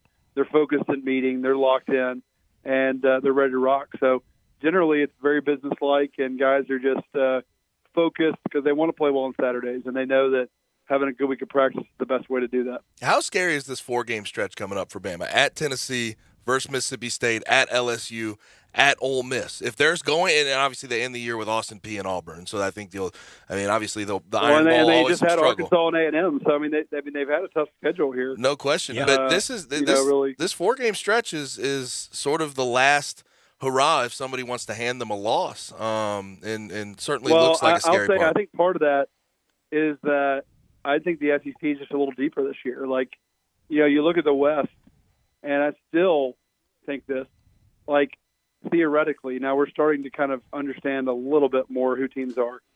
But I said it a couple weeks ago that I think you could talk me into any of those teams past Alabama in the West being second in the West and seventh in the West. Now, again, we've learned a little bit more now. Like, it looks like Auburn maybe is going to be towards the bottom there. Ole Miss, and maybe they'll be second. But there's still a lot of teams like Mississippi State could be second in the West. Ole Miss certainly could be second in the West. Now A&M's lost a couple games, but like all those are football teams that could win on any given night, as we've already seen with LSU beating Mississippi State. So I don't think there's a ton of difference really between 2 through 7 in the SEC West. They're all pretty good, solid teams, and on any given night have some good players, and a lot of them are, honestly just a quarterback away from being a lot better. Like thinking about Auburn and LSU and teams like that. I think there's a lot of good players in those rosters. They just don't have a quarterback. So I think there's a lot more parity this year, and there's going to be some there's been a lot of fun games in the SEC outside of just the big dogs this year that I've really enjoyed watching. Whereas I feel like in years past, there's been a greater divide between 2 and 7. Right. Barrett, we know you have to get out, but I want to ask you this real quickly: is it deep good or deep so-so? Is it deep real good or deep so-so in the SEC West?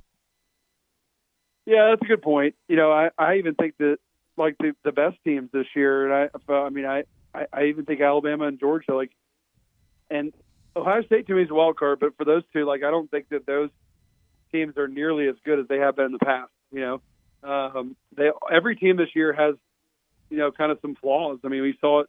Georgia should have lost that game to Missouri. And I know everybody has a sloppy game somewhere in there, but they've been playing a little bit of sloppy football. Kind of got back on track last week.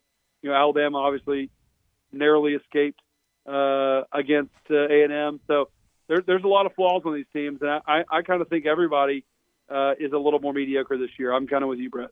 Mm-hmm. Now, we know we have to get you off to your other responsibilities. We appreciate you joining us, though, and have fun this weekend. Have a good weekend. Thank you, Barrett. Sounds good, guys. Thank you. See you guys. You got it. Barrett Jones with us from Alabama, and that game is coming up this weekend. And another reason, and you accuse me properly, or no, you accuse me of maybe not liking them, but I do love that setting at Knoxville. Mm-hmm. It is something to see, and especially. And especially when it's right, and it was getting back to being right last year. And you knew after the escape Ole Miss had last year that Heupel was going to keep improving, and Lane Kiffin was going to keep improving. And those teams, they're not scheduled to meet again for a while, but who knows? Who knows come first weekend in December. And I'll tell you another reason why I like going to Knoxville, a couple other reasons. Our best family friends were Tennessee grads, and we all went up there young with them, with their sons that were like brothers to us. And also in 2012, I had an Ole Miss open date and took my mom up there, and we got to sit with Barrett's parents, with that? Rex and Leslie, and Barrett was playing, and my nephew was working for the football team as a student manager, and Leslie and Rex were so very kind to my mother. I'll never forget it. Something that Barrett said within our conversation, that I thought was interesting, that needs to be paid attention because it's going to be a big storyline headed into this game. Said Bryce Young was asking Coach Saban to go into the game last week, late in the game. That's warrior. That's big. That's big because Brett, it's counter some of the stuff we've heard this week. There's a lot of questions, but there's a lot of questions about his motivations right this second of trying to get out there immediately and trying to push it because of his aspirations. If we can say it about KJ Jefferson, I'm going to say it about Bryce Young. The buy-in. Yeah, well, Bryce Young even more so. Bryce Young has the potential to be the number one overall pick in the NFL draft. That's right. So, yes, I mean, are you all in? That's something that's contrary to what has been talked about all week. And Gabe, I think that is festering out there in a lot of locker rooms. We're going to visit with Steve Earhart from the AutoZone Liberty Bowl in about 13 minutes. I'm afraid this year at bowl time, if you think we've seen different rosters and combos at bowl time in the last few years, this year you could really see it. And it's why I think the NCAA should to strip the red shirt. If you've been under red shirt, or you can play unfettered in a bowl game, that it won't count against any status, any red shirt, because you might have to have some guys. Heck, 2 years ago in the Outback Bowl, between injuries and Elijah Moore early exit to the NFL, I mean, you looked up at wide receiver, and that's when you had to have John Rice Plumlee in the slot. And he wasn't bad. he was real good. He was real good. Receiver. But no, there's this thought too that the transfer portal windows will fix a lot of this. I don't think it'll fix it, right? Because if a guy thinks he's going to transfer, is going to get into the transfer portal during that window, he'll sit out the bowl game. You can't force a guy to play at the end of the day. You can't. No. You can give him bad reviews on the way out, but that may not matter if he's already talking to other schools. So well, you don't really want to do too much of that because then you got to welcome the next guy in, and you don't want that reputation of sullying the last guy out. It's tough. It's tough, but some of these lower bowl games are gonna. But it's why they make $7 million and $8 million and $6 million, and quality control guys making $600,000. And we've talked to Steve about what may have to happen going forward to get these guys on site for the bowl games. I mean, money may be offered. A stipend, yeah. Yeah, that may be a substantial possibility. Outside of Alabama, Tennessee, we know it's the massive game of the week, and we're going to continue to talk about it as the week progresses. Auburn. Did you see, and obviously it's Ole Miss week for them, did you see that Auburn took away media interviews with players this week? I did, and you know exactly how I feel about that. If you're going to talk when you win, you got to talk when you lose. And if you're going to talk this week, you got to talk next week. I do too, Gabe. I think it's deeper than that. I can't stand it. It's the first time all season players have not been available, and they've been available after losses this year. Like they've been out there, but it just, I feel like it's still the Harsin thing. And I wonder how much of a distraction behind closed doors this is to these players. Probably huge. They know he's fired. Just fire the guy already, right? Gabe, what's happened to Tank Bigsby? How come he's not carrying the ball 26 times a game?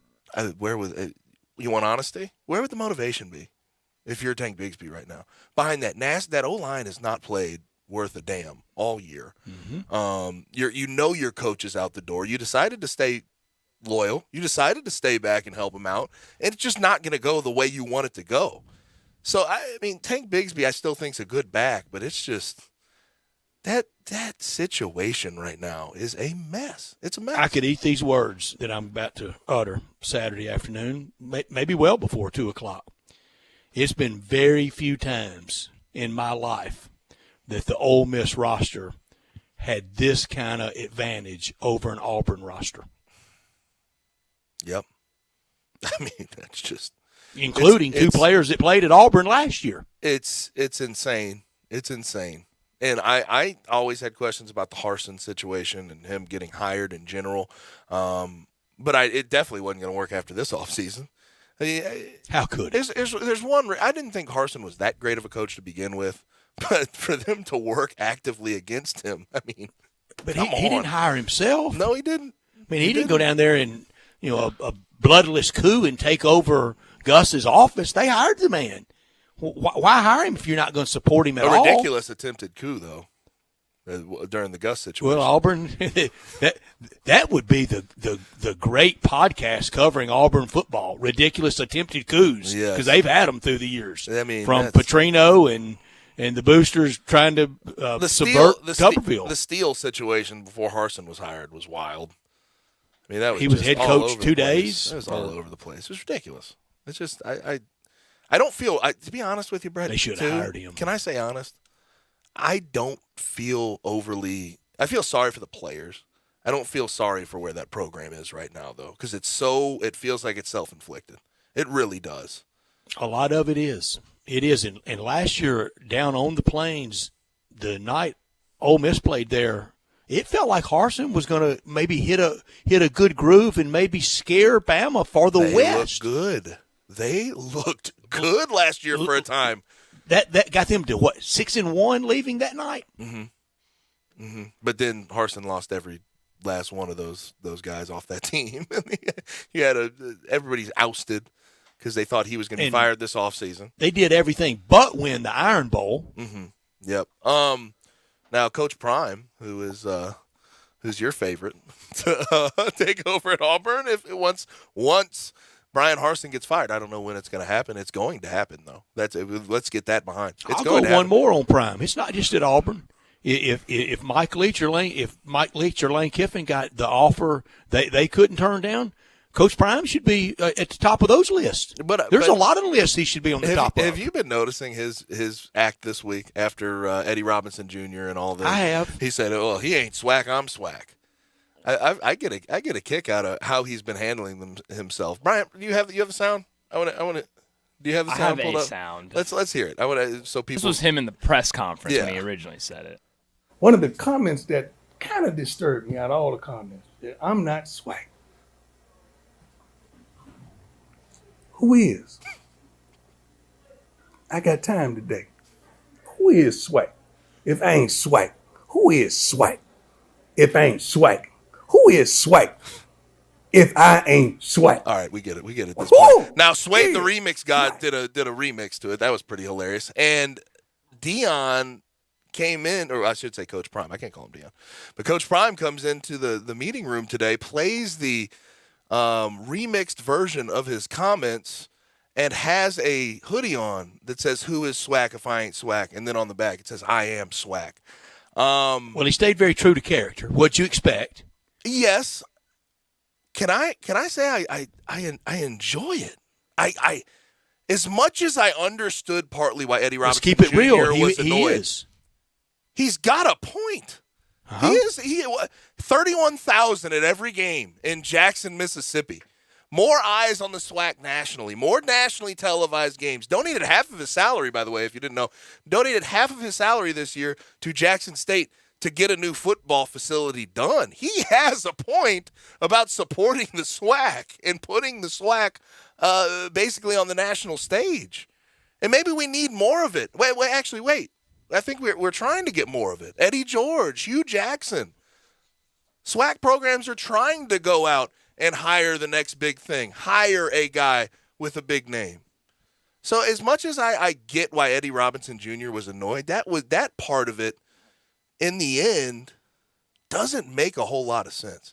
There's Deion more focus on that league and FCS games than there's ever been. He's done more for the SWAC in this 3-year run than I've seen in the past 25 years.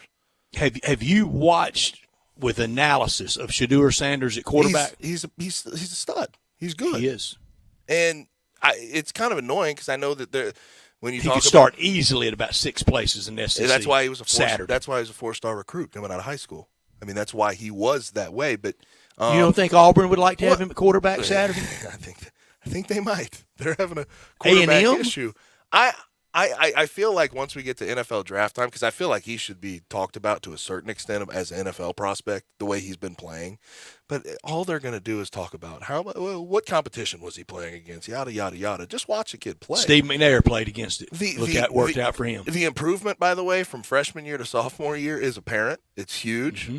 He's a worker. He's been unbelievable. But Coach Prime, as much as the act may wear thin on some people, he almost always has a point. He almost always. I don't mind him because he's being real. He almost always hits it on the head, in my opinion. But hey, we're going to see more of it as the season goes on.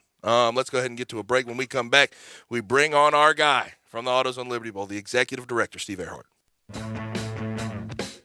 Join the voice of the Tigers, Dave Woloshin, for Wolo and Friends. Weekday mornings from 10 to 11 here on Sports 56 and 98.5 FM. I often say they've set the bar for the way car business should be done at Homer Skelton Hyundai. You know how close that is. It's right there at Highway 78, Lamar Avenue, and Craft Road, the very first exit in Mississippi. I say it because they always come up with new innovations. And right now, when we've had all these shortages on new cars, Homer Skelton Hyundai is always going to come through for you. You won't pay more than the sticker price for a new car at Homer Skelton Hyundai. That's Chris True's pledge. You'll never pay more than sticker price. Those other guys, they could charge you a whole lot more for that new car because they know there's a shortage. That never happens at Homer Skelton Hyundai. That's part of the philosophy and the team that's been together for about 15 years now. You want the best of service? You want the best of products? It's the combination and the trust you'll always get from the best guys around. Homer Skelton Hyundai and Genesis of Olive Branch. Jenkins Floors and More in Hernando is growing, and they've only been around for 5 years. Choose from hundreds of choices of wood, tile, vinyl, and carpet. Timmy, the owner, gets calls from people everywhere and can sometimes save them up to 50% on wood, tile, vinyl, and carpets. Jenkins meets all your needs from renovations to home building to installation. Enjoy buying excellent quality products at awesome prices. They're all about customer service at Jenkins Floors and More in Hernando. Call 662-469-9350. Buying a home? Rocket Mortgage will cover 1% of your rate for the first year at no cost to you, saving you hundreds, even thousands with Inflation Buster. For example, if you lock a 7% rate today, you'll only pay 6% for a year. That means more road trips, more date nights, more front row seats. Every month for a year, and your rate is secured for 30 years. Now imagine if rates drop within 3 years of your home purchase and you get exclusive savings when you refinance at that new lower rate. More home upgrades, more rainy day funds, more cash in your pocket. Save when you buy today and refinance tomorrow. Call 8337-ROCKET today or visit inflationbuster.com to start saving. That's 8337-ROCKET or go to inflationbuster.com. For fees covered rate like date requirements and other terms and conditions, visit inflationbuster.com or call 1-833-7-ROCKET, equal housing lender license in all 50 states, NMLSconsumeraccess.org, number 3030. Golfers, now at Edwin Watts Golf Shops, it's time to hit faster, longer, and straighter with Titleist. The new TSR drivers are designed to maximize distance and elevate your performance. Titleist TSR driver, pushing for perfection every day. Come into Edwin Watts Golf Shops for the new Titleist TSR drivers and get custom fit for free today. Can't make it in store? Visit us online at worldwidegolfshops.com. Edwin Watts Golf Shops, home of the 90-day satisfaction guarantee and family owned and operated since 1968.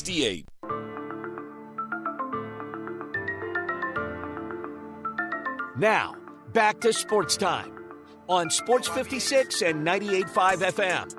This hour is brought to you by the Big Green Egg. How do you want that cooked? Burnt to a crisp or bloody as hell? Here once again are Gabe Kuhn and Brett Norsworthy. Back in Sports Time with Gabe and Stats. I'm Gabe.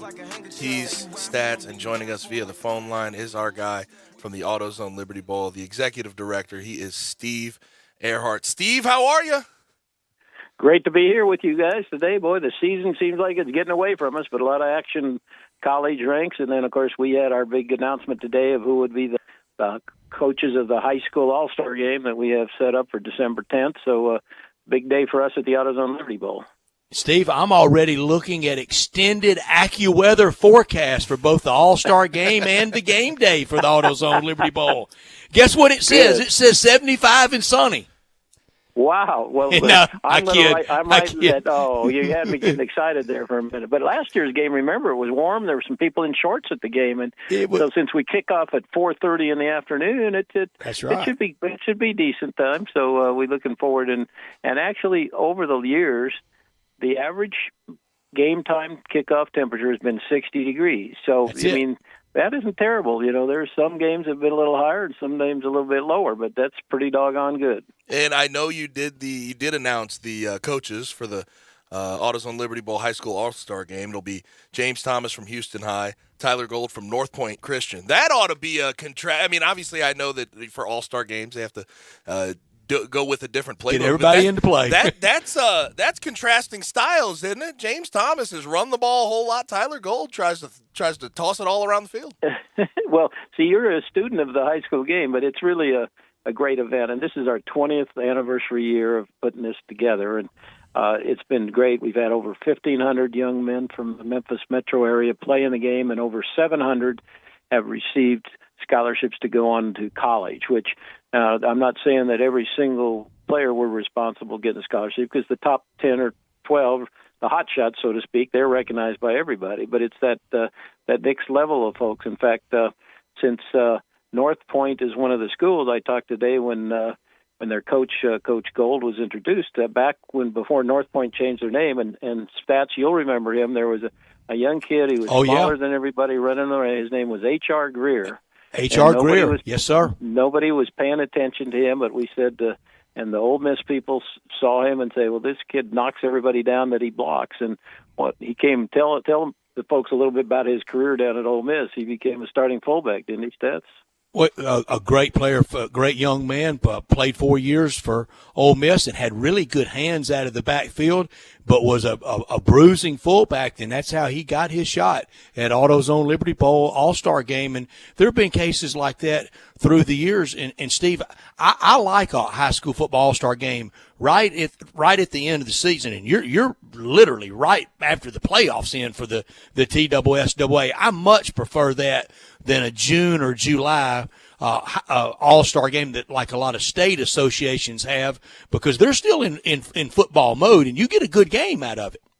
Yeah, well, and the reason we selected that was our mission is to help these young men get a shot to go to college, and that's why it's important then. Now, a lot of these other states have these big games, like you say, later on in juniors. These are kids that are already signed, and these are, as I call them, the hot shots, the best players that are already signed to go somewhere. But our mission is to help these young guys get the exposure, just like an H.R. Greer or an Anthony Miller. You know, we had to call Coach Fuente and say, please give this guy a walk-on deal. He later became an All-American and a pro player. But, you know, that's why we do this. It's right after the 1 week after the state playoff finals, and the players are still in good game shape, and the coaches are all there ready to go, and we don't extend it to, at one time on the states, and again, this is no knock against Arkansas or Ole Miss, but we wanted to help the people in the Memphis metro area. So I think there's 56 high schools, and one of our requirements is that every single high school have at least one player on either roster, and so that's our mission, is to help these young guys, and it's been successful. When I think we started, there were only 10 or 12 players from Memphis, the hot shots everybody knew about getting shot, and then the last few years we've averaged over 40 young men getting college scholarships, because we invite all the coaches around here, and including, the smaller schools of Central Arkansas and so on like that, to come here and view the week's practice as well as look at the film and the game. And it's been super successful for getting a lot of folks onto a college career. Mm-hmm. And I will say, having played high school football in St. Louis, nothing there that they do for a high school all-star game. You guys do it right, no question about it. Now, on to your game. Big 12, SEC, a lot of parity in both conferences. It's been interesting to see. But Big 12, two teams that have sort of evaded your game for a while, Oklahoma and Texas, are right there sort of in contention. It looks like the possibility will finally be there. Yeah, that's right. And again, we'll save it till the end of the show to have you guys re-put in your prognostication there. There we go. It's really interesting that schools like Oklahoma and Texas and Kansas, and I know we talked about Kansas 2 weeks ago, that when they were 3-0, and now they're 5-1, and they got beat in a very close game by a very good TCU team, and their quarterback had been hurt. So I'm anxious to see how Kansas can do, because Kansas hasn't been to any bowl game since I think 2008. So they're really stoked up, and they had game day up there in Lawrence, Kansas last week, and so. A Kansas school, which for the last 10 years nobody cared about, they're up there right now. But you're right, and this will be a big game, because isn't Kansas playing at Oklahoma this week? And so that's the old versus the new there with, the Jayhawks trying to get a win down in Norman, Oklahoma. I'll call mine now. Here's mine. I like where you're headed, Gabe. I'll call mine now, and you're going to sell out in about 35 seconds. Razorbacks versus Oklahoma. Wow. Well, I'm taking you out for steak dinner stats if that comes true. But wait, just him? I like it rare. Just him? Yeah. Well, that would be good. I don't know you follow the SEC so closely, and I think the Razorbacks are a doggone good team. They had they were snake bit there with the A&M game, and then they had the injuries there, but they're a fine football team. Although they're 3-3, and they've got a tough schedule finishing up, so we got to make sure they get their 6 wins, and that's like you said at the beginning, the parity in both conferences is unbelievable. I mean, it's so close. There's, I know Vandy's always struggling just because of their situation. I won't try and go into that deal, but Missouri, who's, kind of at the bottom of the barrel, but they blew a game in overtime there, and then they should have had Georgia there, and so it's really an even deal. There's some really important matchups with Mississippi State at Kentucky. Can Kentucky get? They were full of themselves when they were undefeated. Now they've lost 2 in a row, and Mississippi State. Now that's one thing. We're really happy that Mississippi State's doing well, because they did a great job here last year in the game, even though they were undermanned here in the Addison Liberty Bowl because of the SEC. Objectives. They don't send a team back usually 2 years in a row, so. We probably will not get Mississippi State, but I love your. We haven't had Arkansas for 10 years, I believe. And in fact, the big picture up in my wall here is of the sold-out stadium with Arkansas, and I think it's like cool that Arkansas and Oklahoma, or Arkansas versus Kansas. I mean, we got the Ark versus the Kansas, and there are some fun deals. But the national guys are all over the place. I mean, with their not that they're any good. I trust you guys a lot more than these other guys, but they've got. These top picks on the SEC side, they've got Arkansas, LSU, Florida, South Carolina, Texas A&M, all as possibilities, and then on the Big 12 side, they've got Baylor, TCU, Kansas State, and Oklahoma. So, a lot depends on these next 2 weeks and kind of who jumps out. It looks like Texas has kind of answered the bell now, but Oklahoma's struggling, but they're still Oklahoma, and even though they've struggled, aren't they a 7-point favorite at home against Kansas this week? Need to get back healthy for them. If they get back healthy, everything could get back right. Dylan Gabriel being out on the offensive side of the ball has just been rough for them. I don't know, and there's a lot of teams around the country. If their number one quarterback goes out, it's going to be hard to win games and play at a high level. Now, we always talk about in the SEC 2 through 7 being there's a lot of parity. At the top, there's a lot of parity this year, and we have a massive game of some local appeal, Tennessee versus Bama. How do you feel about that matchup this weekend? Well, boy, that is a toughie. And now everybody says in their excuse to not make a pick is, well, is the quarterback going to play for Alabama or not? Then once they find that out, then they make their bets. But I think Alabama's been installed, and those betting guys are pretty smart. Isn't Alabama a 7-point favorite or something like that? 7. Yep. Sure are. So that's, Tennessee's playing lights out, and, what a great job they've got going up there with, Hendon Hooker and, all the guys there. And Jabari Small, isn't he the Briarcrest running back who's doing so well? He is. Running for Tennessee. So, I think Tennessee's going to think they're probably happy that Alabama's a favorite, because in the locker room they'll be talking about those guys coming into our place, and they've escaped 2 games, one against A&M and one against who was it that first week Texas. They barely hung on there, and they barely by the skin of their teeth won those 2 games, and Tennessee's just been rolling. So Tennessee will use that as motivation. So I think if the quarterback doesn't play, I'd have to go with the Vols. And, Steve, this Saturday for Ole Miss and Auburn, and I always get it in our pregame at Ole Miss, a very special game to me and for us in Memphis. That was the first AutoZone Liberty Bowl played when the late, great Mr. Bud Dudley moved the game to the South. It was Ole Miss against Auburn in 1965, and now here we are getting ready for another one. Tell our listeners, because the local people can go buy their tickets tomorrow, and the best tickets are reserved for local. Tell our listeners how they can go buy their tickets tomorrow. Yeah, that's great. You reminded me now. One question: were they both in the SEC back then? Oh yeah. Oh yeah, and Coach Fault badly wanted that game, and he kind of engineered it. Got with Coach Shug Jordan from Auburn, and that started the tradition of AutoZone Liberty Bowls in the Deep South. Yeah, well, that's for sure. And so yes, we want to always hit it right on the head, Stats. We save the best tickets for our local members, and you can get those tickets now before the rush, because if we get one of those matchups you just talked about, I'm hoping what you say, that 35-minute sellout. But please, go to, our AutoZoneLibertyBowl.org site. You just .org. You can order online, or you can call us at, of course, 901-795-7700,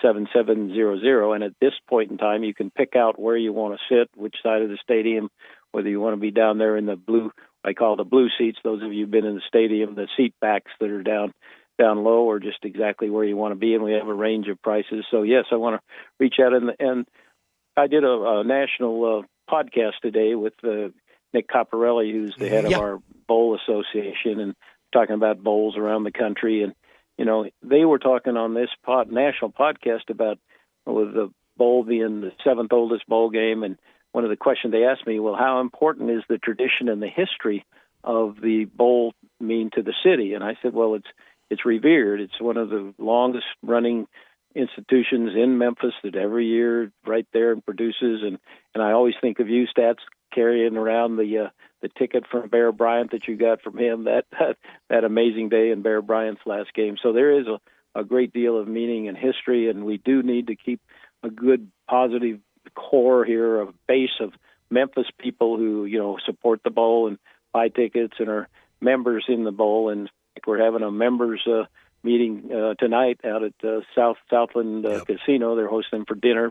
So there's benefits to get by becoming a member of the AutoZone Liberty Bowl Festival Association and picking out your good tickets now. And we appreciate how much you guys do for our community, and for you joining us every week, giving us some time. By the way, Brett already gave out his pick. I'm going to go this week. I'm going to change it. I'm going to go Kansas versus the Hogs. Arkansas versus Kansas. Book that. That sells out in 36 minutes. Yeah, we could have some fun with that. Do you put the AR in front of the which side? Oh, right. Who gets on which scoreboard? And is it the Kansas versus the Arkansas? And we could have some fun with that. That would be a cool match. In fact, I don't know. Have they ever played each other, Arkansas and Kansas? I know they've never played in a bowl, and I don't recall in my lifetime a matchup in football, some classic basketball matchups, but I don't remember a football, and that's a good one, Gabe. We'd take that, Steve. Yeah, well, thank you guys, and appreciate that, and you guys certainly know the history, and that's important that we get that out. So Gabe sweat and bled in that game. He's very invested in it. Well, that's right, Gabe. You played. That was what, 5 years ago, Gabe? Yeah, 5. Jeez, Yeah, see, 5 you're years. 5 years you're already. A senior citizen. Yeah. Steve, always appreciate it, man. Thank you, Steve. Thank you, guys. Thank you so much. Now. Here we go.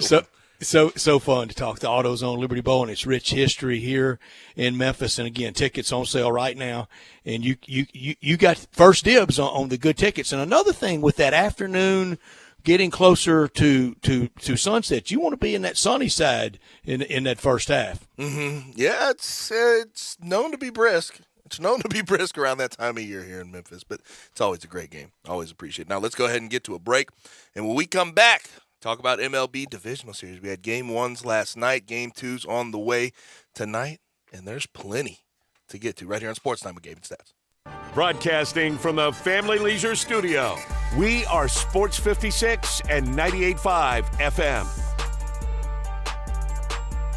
Here's another remarkable success story from QC Kinetics. This one from Chad, who hurt his knee at the gym one day, and it just kept on hurting for months. From my high school football and wrestling days, I already had a little bit of damage in there, but this just sent it over the edge. Chad tried traditional treatments with no improvement when he turned to the non-surgical regenerative treatments at QC Kinetics. It was really fascinating how they did their work, and the science behind it was very intriguing, and it works. Extracting the cure out of my own body blew my mind. It's like I'm brand new again. It was fantastic. That's because the QC Kinetics natural biologic treatments use your body's own healing power to restore damaged tissue in your hips, shoulders, back, and knees, providing long-lasting relief. Now I'm back at the gym. I'm 100%, feeling great. If you're tired of suffering with pain from arthritis or injury, call QC Kinetics now for a free consultation. Call QC Kinetics, 901-445-1010. That's 901-445-1010.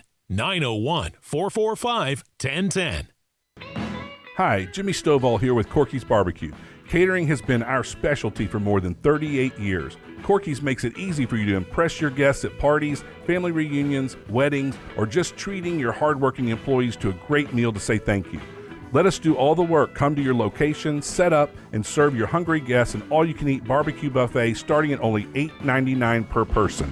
Encore flavor, Corky's Barbecue.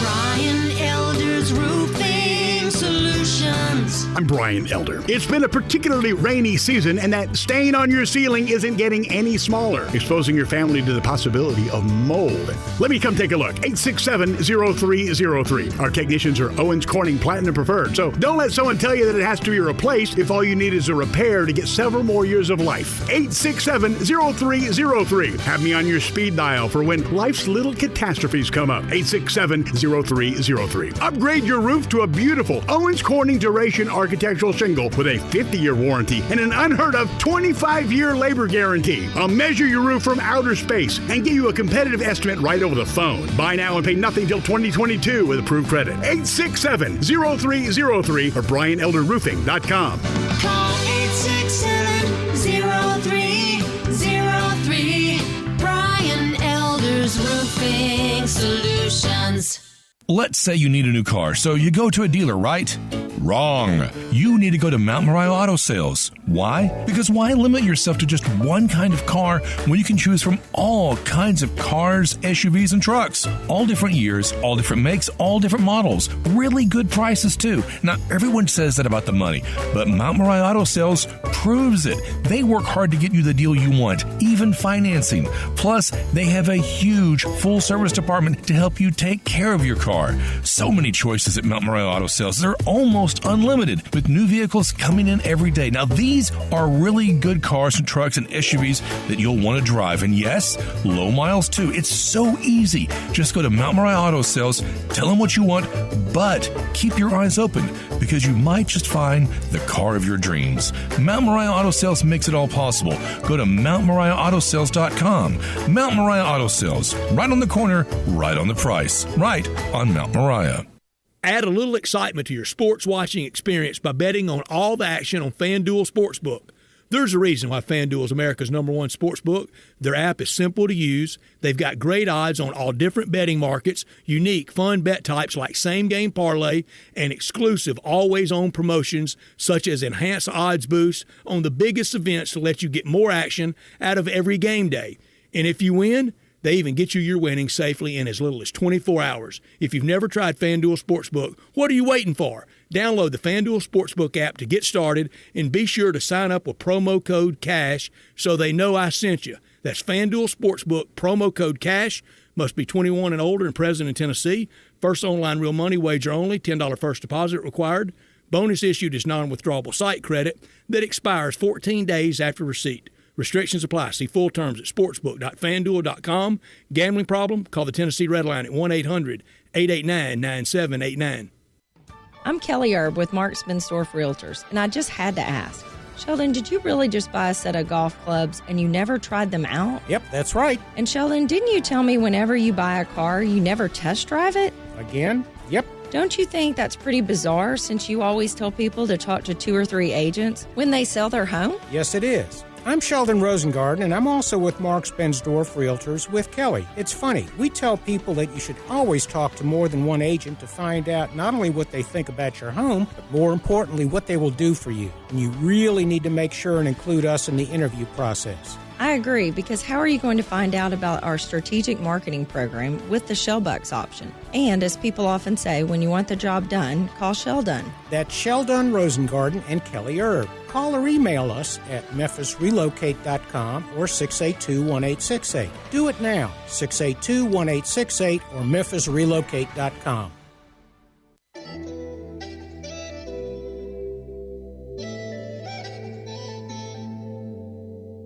Now, back to Sports Time on Sports 56 and 98.5 FM. This hour is brought to you by the Big Green Egg.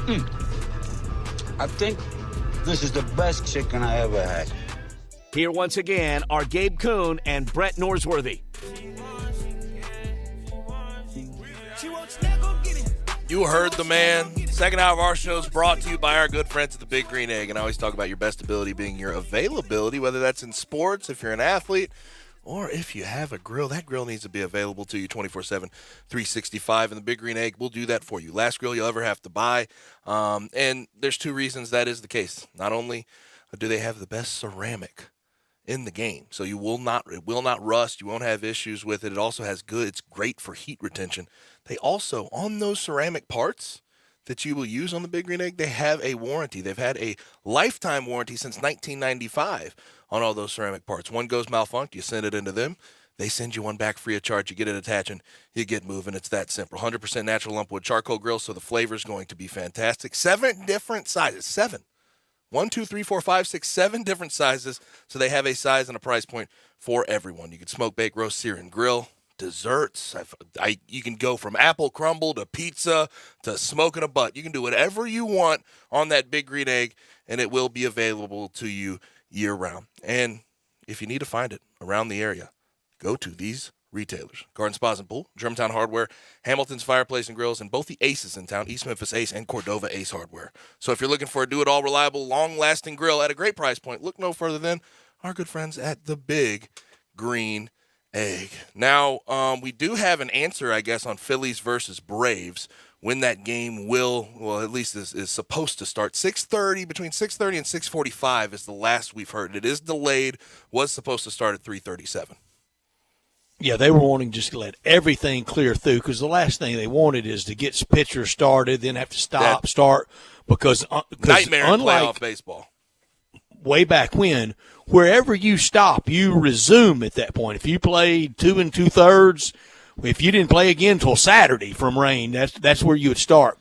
Once upon a time, Gabe, back in the 82 NLCS, Cardinals and Braves, weather very much impacted that. Phil Niekro started game one. He had the knuckleball dancing all over the place. Cardinals couldn't come close. They couldn't have hit it if they'd had 4 guys up there swinging at it.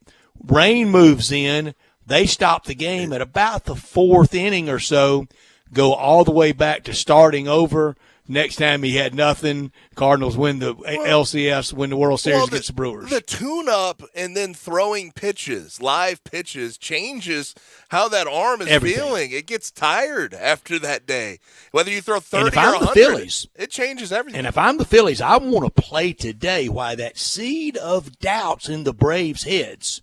Yes, and the truth of the matter is the Phillies now have the aces that they can throw at them the next 2 games in Wheeler and Nola. And if you look at Zach Wheeler so far this year against the Braves, 2.70 ERA, 25 strikeouts, and he is not getting hit very well.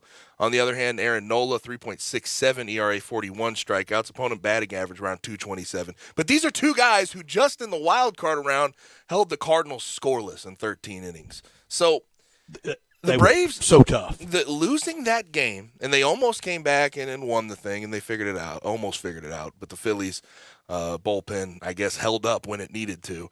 That game puts the Braves behind the 8 ball. As much as we want to talk about how good they are, defending champs, end up winning the NL East late in the year, this can be tough for them after losing one at home. The Braves are running a good one out there tonight, though. They are. I didn't expect Max Fried to get lit up the way he did.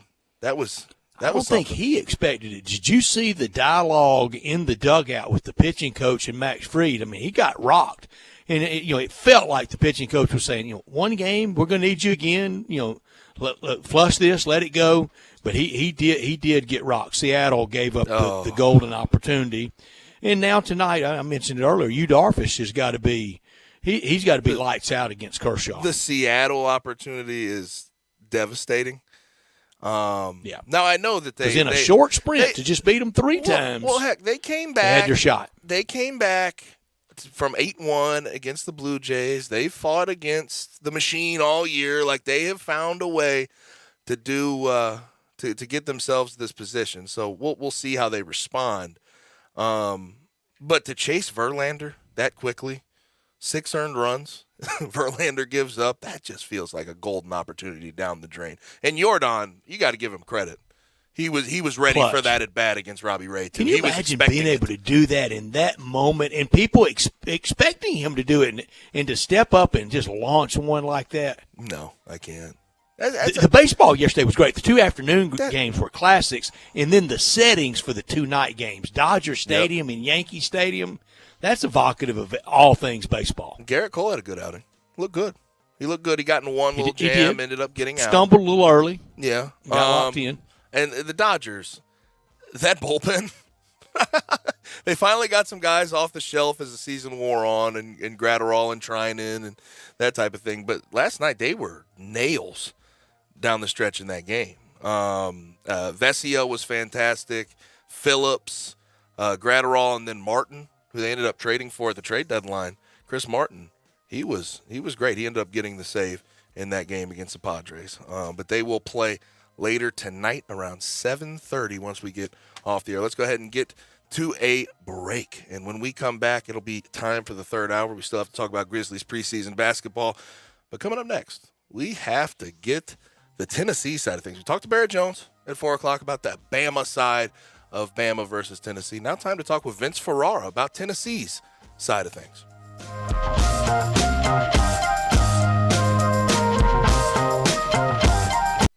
So what if summer's coming to a close? It'll be back, and you'll be ready with a new spa. Why's that? Because the world's biggest spa sale is happening right now at Family Leisure. Right now, through October the 2nd, you will get the best ever prices on spas. Family Leisure has a large selection of spas still in stock and ready to ship, and up to 30% off. Yes, 30% off in-stock spas. You want a swim spa? Now's the time to buy with huge discounts just for you. Special financing is available. Plus, you can get free upgrades on select spas. Just ask about it. Family Leisure also has fantastic deals on saunas and massage chairs. So while summer is coming to a close, you should be opening up to a new spa during the world's biggest spa sale happening right now through October the 2nd at Family Leisure, Whitten Road at I-40, where family and fun come together. I'm with John Virgos from the world-famous Rendezvous in the Alley since 1948. Brett, I want to talk about our seasoning and sauce today. Our sauce is a great blend of sweet, mustard, and vinegar. It's good on so many items other than barbecue. It's good on pizza. People use it in lieu of ketchup. But our seasoning is the original dry rub, created by my father using a mixture of Greek and Cajun spices. People think our sauce and seasoning are good just during the grilling season. Nothing could be further from the truth. It's good year-round. Our seasoning is good on fish, chicken, deviled eggs, corn on the cob, French fries. People even put a dash in a Bloody Mary. To get a complete list of all of our recipes using our products, go to hogsfly.com, click recipes, and you'll see 50 wonderful items and dishes. And Brett, our sauce and seasoning is available at most grocery stores, and if they don't have it, please remind your grocer to stock it. And our slaw is also available at most Kroger stores. Thank you, John. The Rendezvous, Mr. Charlie Virgos' Rendezvous in the Alley since 1948 and celebrating its 75th year. I'm John Conway with Conway Services. Make sure your HVAC system is ready for the weather ahead by scheduling a $69 heating or cooling system tune-up with Conway Services today. Act now, and we'll give you a voucher for a free heating or cooling system tune-up to share with a friend or family member. License number is 64210, 64365, EAS MS 19668. Call 384-3511. Conway Services. Call Conway today. You need concrete coatings, materials, and supplies in Memphis fast, and you get this answer? Oh yeah, we got that stuff, I think, but it's in Wisconsin, so you're going to have to wait a few days for delivery. Why wait? Get your concrete coating and supplies now at TSS Supply. Everything that you need for coating concrete at TSS Supply, 5665 East Rains Road. And you're not dealing with just any supply store. TSS Supply specializes only in concrete coatings, materials, and supplies, all in one place. Most products are delivered same day or within 24 hours. Looking for a particular item, you need large quantities, or just have general questions? Call them at 901-729-0565, 729-0565, or you can email your question to Brad at tsssupply.com. All month in October, TSS Supply is celebrating its grand opening with 10% off your first order. TSS Supply, 5665 East Rains Road.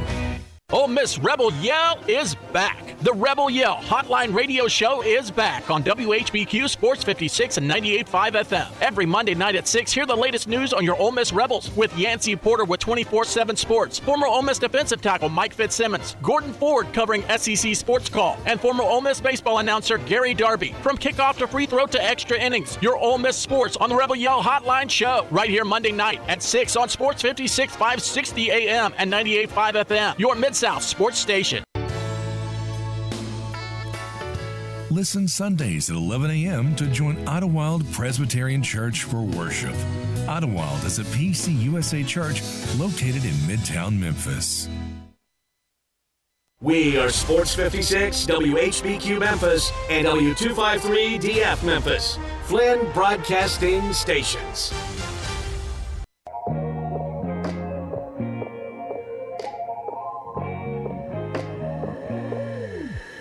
Now, back to Sports Time on Sports 56 and 98.5 FM.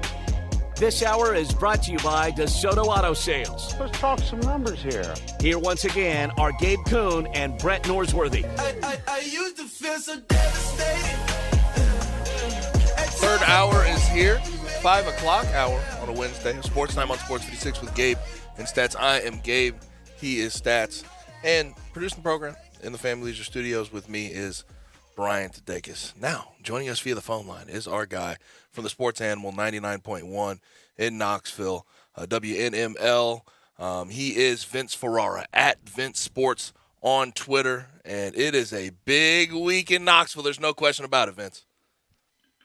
What's up, boys? Appreciate you having me. It is massive. I haven't experienced anything like this. I've been here since 2010, and this will be peak in terms of importance and stakes and excitement for a week. And even though they've had some lean years, as you guys know, there have been some individual peak weeks for home games, but nothing like this. No vibe like it.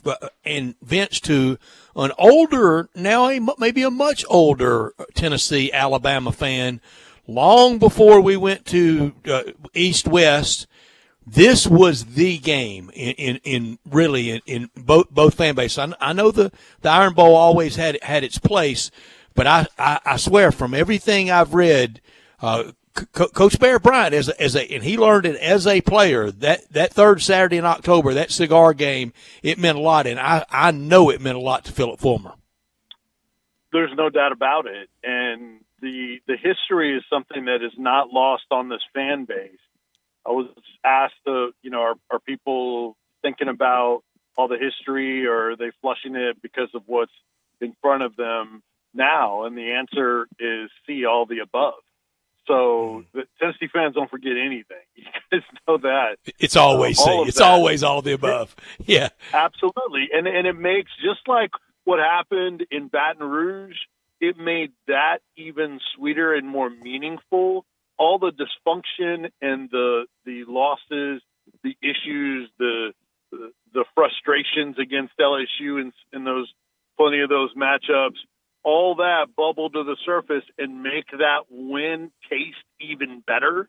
And so that's what will happen if Tennessee is able to come on top, because of all that frustration. It will be expressed in the celebration and make it even more delicious to Tennessee fans if they get it done. Now let's get to this so we can put it behind us and talk about the rest of the guys who will actually be out there. Jalen McCullough charged with felony aggravated assault on Sunday.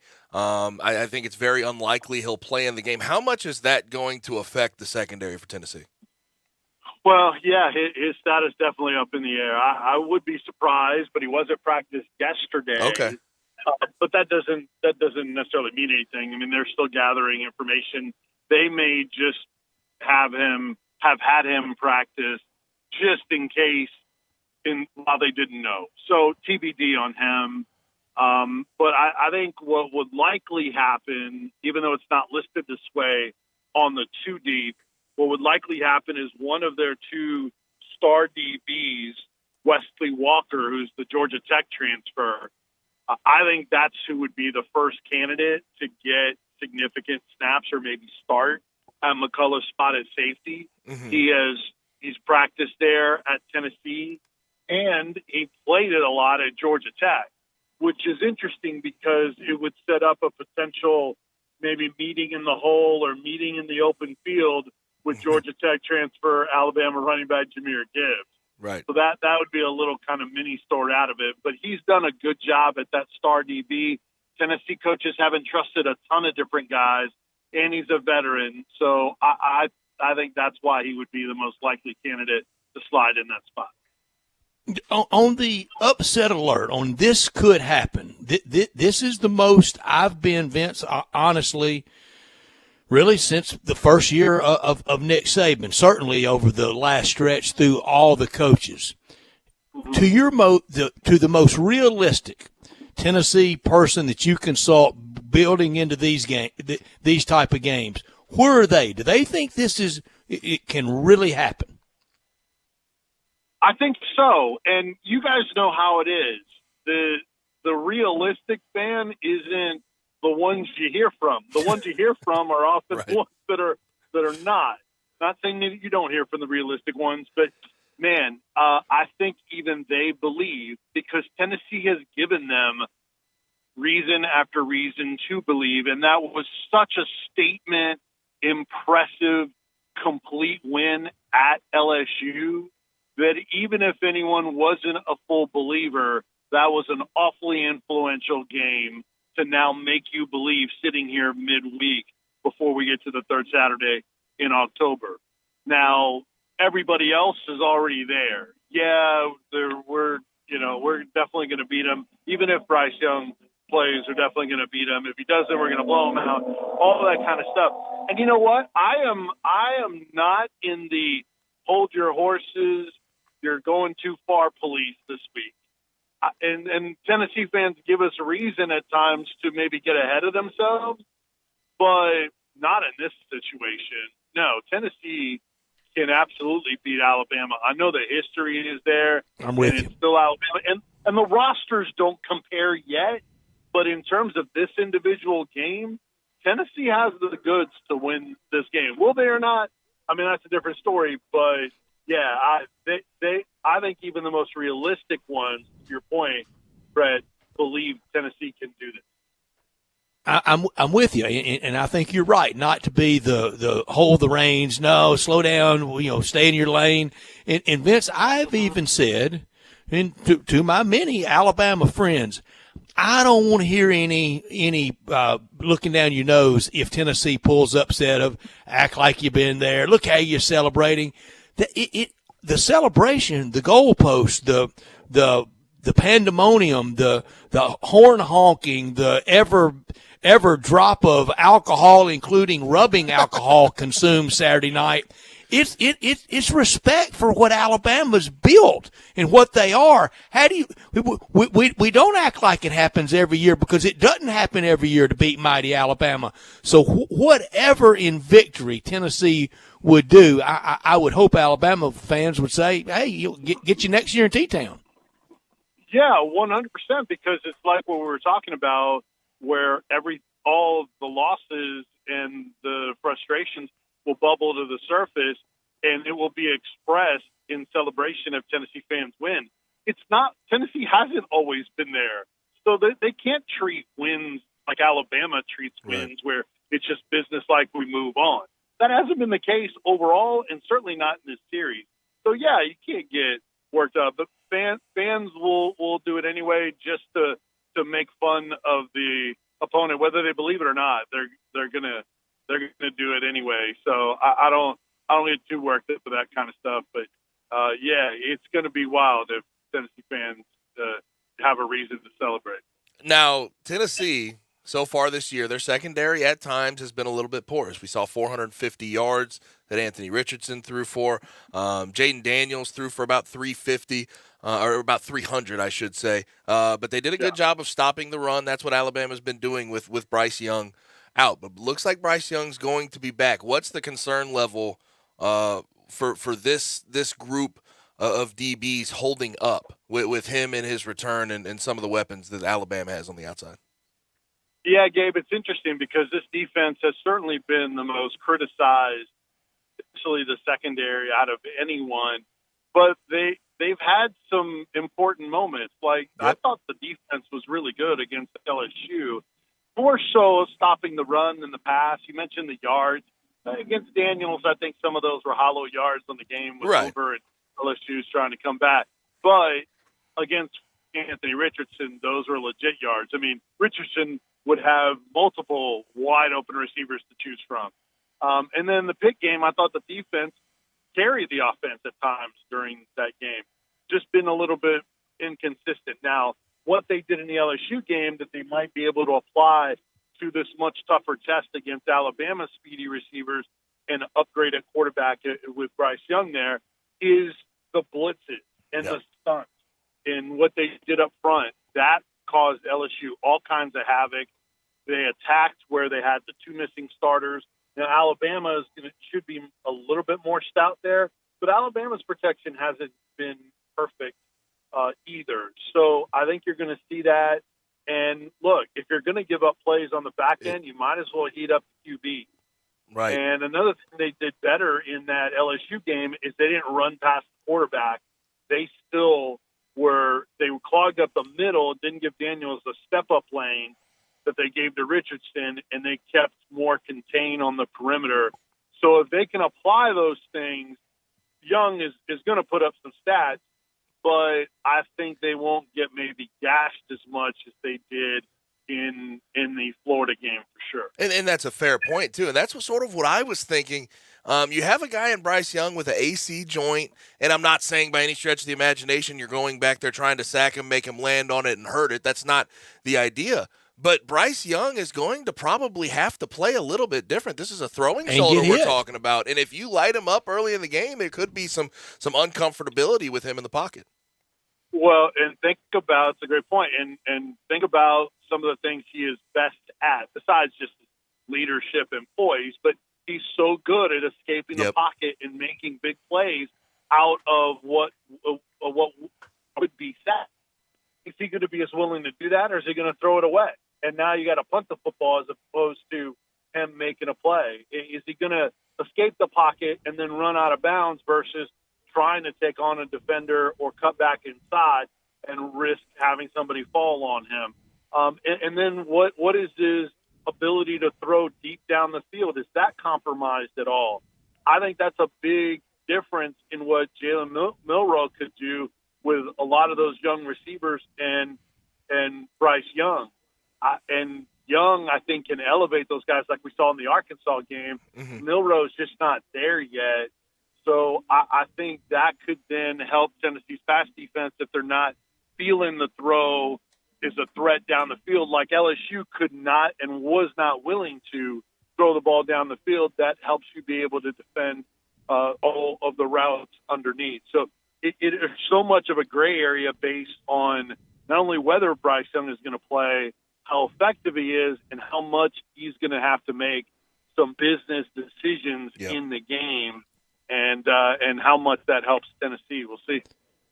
Tennessee hosted game day just 3 weeks ago in the win with the 38-33 win over Florida. Same set location this time, Vince, and any insight on who guest picker will be. And Vince, you had the eyes of the college football world. Well, you had one eye of the college football world on you 3 weeks ago. You'll have every eye of the college football world on you this Saturday morning at 8 o'clock. It'll be some scene. Yep. All right, here's a little scoop. I don't have the who the guest picker is, but just a little bit of insight. It is the second time in a month that Tennessee has hosted game day. It's actually the second consecutive home game for Tennessee to host game day, which is rare. I thought so rare, I need to look it up. When's the last time this happened? So someone shared a game day history website with every venue. The last time that happened, back-to-back home games for one team, last season for Georgia. Darn Georgia, come on. Take the fun out of everything, don't they? I knew it was either Georgia or Alabama at some point. I just didn't know it was last year. Wow. So, but I'm sure it's very rare. And any trivia that just happened, that's the hardest stuff. I can nail 1947 better than I can last year, Vince. It's weird. There you go. That's funny. So I also, it is going to be at Ayers Hall, same location. They have Friday shows there. Starting in the morning, they'll have some ESPN hits, and College Game Day will be there. Pat McAfee show will be there. And then in the morning, the gates open at 6:30. This is all Eastern time for the fans to go behind the game day set. Here's one other little nugget. Just before I talked to you guys and hopped in my car, I talked to Reese Davis. Okay. And I asked him, I wanted to see if he would give it up in some form. Hey, tell us about what's going on tomorrow, guest picker, any special guests, things like that. He started laughing. He's like, I can't tell you who the guest picker is. He said it's someone with, the well-connected, very popular with the fan base, which, of course, does not give it up. Yeah. He did say that there's going to be a special sort of message / feature from someone that is very iconic in Tennessee history, which to me sounds like maybe a video package or some sort of interview with Peyton Manning, even if he's not there, which would eliminate him from being the guest picker. His schedule is so busy, I don't think it's going to be him anyway. But yeah, there's going to be a lot on Tennessee, Alabama, and so yeah, Reese Davis was awesome to catch up with. We'll have that interview on our website probably a little bit later on tonight, and then it'll run on Sports Talk tomorrow on 99.1 thesportsanimal.com. Just go to the podcast and look for Vincenzo's View podcast. I'll put it in there. I gotta love the answer though. I can't tell you who the guest picker is, but it's someone that has something to do with the University of Tennessee. Thanks, Reese. Yeah. That could be Jonathan Crompton, Vince. Come on now. Appreciate it. But Vince, appreciate it, man. I'll check out that interview. I know that much. But he is Vince Farrar at Vince Sports on Twitter. Vince, appreciate it, man. Thank you.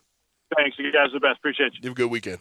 Thank you, Vince. You know, it's fun up in Knoxville and will only build to Friday night. I can't imagine the traffic from noon Friday till noon Sunday in Knoxville. It'll be fun. This hour of our show brought to you every day by DeSoto Auto Sales at 5704 Goodman Road and online at DeSotoAutoSales.com. 662-890-7184. Come on down to DeSoto County for that town and country experience you've come to know, love, and trust, where all the cars are thoroughly examined, checked out bumper to bumper, unlimited inventory, every make, every model, no shortcuts at DeSoto Auto Sales. You walk in, you're treated like family by a kind, courteous staff, down-home environment that cares about your time and wants you to enjoy the ultimate car experience. They know we live in a world today that time really matters. That's why they have it simplified, so efficient for you. Find the car you want, test drive that car, credit approved, paperwork completed, you're out of there in 45 minutes or less. You can do it over your busy lunch hour. You can do it right now after work at DeSoto Auto Sales. Visit their website, DeSotoAutoSales.com. Look at the referrals, look at the beautiful cars, or go see them at 5704 Goodman Road. Come on down to DeSoto County to DeSoto Auto Sales for that town and country experience. Brett, it really is rare to get to Week 7 and have this many matchups in the top 25 that really tell us where we're going to be come college football playoff time and who's actually going to be in the hunt. And obviously, we have beaten Alabama, Tennessee over the head with a bat, and we will continue to do it because it's a top 10 matchup in the SEC. Tennessee at home looking better than they have in years. But Penn State, Michigan, NC State, Syracuse, Oklahoma State, TCU, Mississippi State, Kentucky could be a very interesting one. And Mississippi State needs to get over the hump on that one if they want to advance further this year. USC and Utah. This week in college football, I think, is from a matchup at the top standpoint is the best we've seen. Just by attrition and looking, good. If Ole Miss looked good, won decisively Saturday over Auburn, it could be a 4 or 5 slot jump next week in the AP ranking Sunday afternoon when AP votes come out. Yeah, it's just attrition. It's just a lot of losses. Just standing there. Yeah, it's just life. I'm looking very closely though because we're going to look at the Big Ten for always going to have a representative in the college football playoff for Penn State versus Michigan. Both those teams have to answer an unreasonable amount of questions this week. And I get Penn State. I like what they've been able to do. It's a rebound year for James Franklin, and Sean Clifford shown his value in year 18, whatever it is.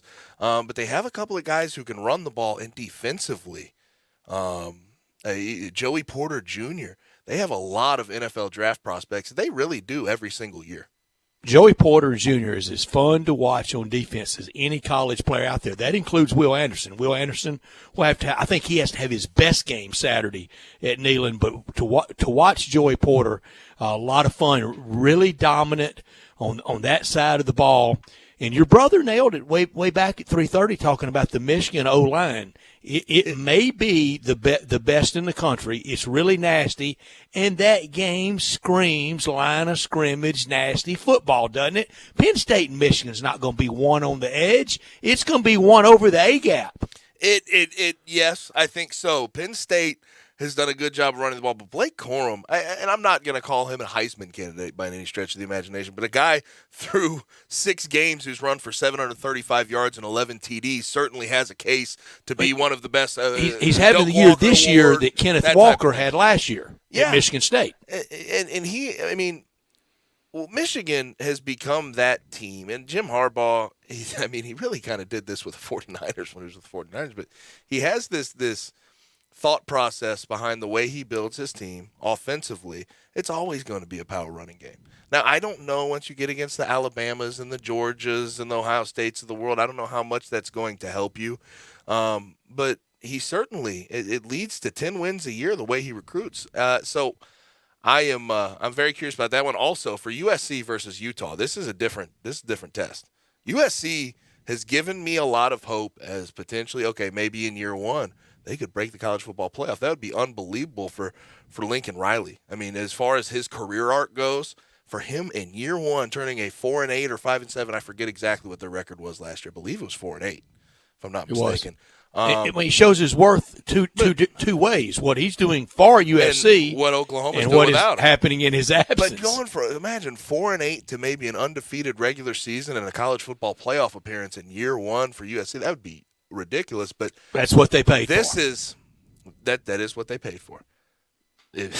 Even player-wise, too. Jordan Addison there on that's what they paid for. Caleb Williams. But USC has not faced a team. Maybe Oregon State, which was a very close game.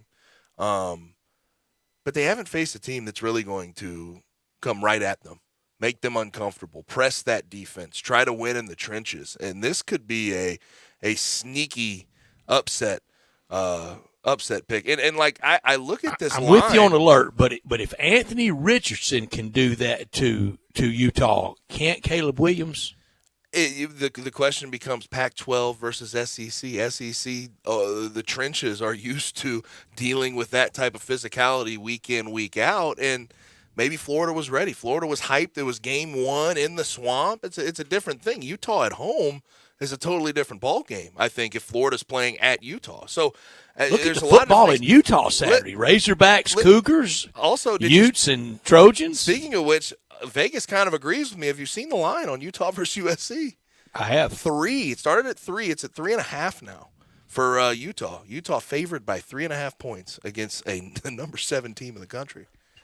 Brett Norsworthy here for FanDuel. Start the NFL week off the right way with a no-sweat same-game parlay from FanDuel, America's #1 sports book. It doesn't matter if you're new to FanDuel or you already have an account. You'll get free bets back if your Thursday night same-game parlay doesn't hit. NFL same-game parlays are the perfect way to combine your bets for a chance at a big payday. Tomorrow night, Justin Fields over the rushing yards, Justin Fields over passing yards, or Carson Wentz over passing yards. A controversial week for Carson Wentz, or David Montgomery anytime touchdown. Build your own or choose from one of the popular SGPs pre-built for you in FanDuel's top-rated sportsbook app. However you want to play, you can bet the NFL tomorrow night with a no-sweat same-game parlay. Just sign up with promo code SPORTS56 if you don't already have an account. If you already have an account with FanDuel, you're all set. Just sign in to see what you've got. Make every moment more with FanDuel, an official sports betting partner of the NFL. Again, the promo code SPORTS56 must be 21 or older and present in Tennessee. 3+ legs, minimum dollar bet required. Refund issued as non-withdrawable free bets that expire 7 days after receipt. Max free bet $5. Restrictions apply. See terms at sportsbook.fanduel.com. Gambling problem? Call the Tennessee Red Line at 1-800-889-9789. You know we're a week out from Grizzlies basketball. Regular season. I'm ready. Basketball. Week from right now. A week and an hour. A week and an hour That's away. It. How about that? Early start, 6:30 next week because that's a ESPN game. For the Grizzlies against the Knicks. Play against the Knicks at home. But with that, we have some preseason we need to talk about. Grizzlies are 2-2. They lost to the Magic last night. We'll talk about what we've seen and what we expect going into next week's matchup from the Grizzlies right here on Sportstime with Gabe and Stats. You already know you can listen to Sports 56 anywhere with the Sports 56 app or at sports56whbq.com. But you can also watch us daily with live video of all of our shows on Twitter, Facebook, YouTube, and Twitch. Hi, this is Troy Fiveash, owner of Fiveash Roofing. In these uncertain economic times, there are so many things as a contractor and a business owner that I cannot control. The rising cost of materials, not to mention fuel and transportation costs. In the last 2 years, shingle prices have almost doubled and commercial materials have doubled. And I don't have to tell you what fuel costs these days. But you know what I can control? How much markup I put on a project. I have always prided myself in knowing I never gouge a customer. But in an effort to ensure my crews have work and my customers are being treated fairly, I have lowered my profit margin, hoping to give you a price you can live with and keeping my crews busy. So if you need a roof or gutters, please give us a call. Fiveash Roofing, fair, honest, and ethical. Fiveash Roofing, a proud sponsor of Tiger Athletics and a member of the Tigers home team. 367-0050 or memphisroofer.com. 367-0050 or memphisroofer.com. Fiveash Roofing, it's what we do. We Come on, we're going to be late to the cookout. I was just packing up my famous mac and cheese. I hope you packed the Pepto, too. Huh? Pepto-Bismol provides fast relief from heartburn and indigestion. You know, that uncomfortable feeling after you eat too much. And after the deviled eggs, baked beans, and barbecue ribs, you're going to need it. Barbecue ribs? I should probably pack an extra shirt, too. Good call. When you have nausea, heartburn, indigestion, upset stomach, diarrhea. Pepto-Bismol. Use as directed. Keep out of reach of children. Simple, smooth, and every sip as easy as the last. Tito's handmade vodka tastes just as good with tap water as it does with your favorite mixer.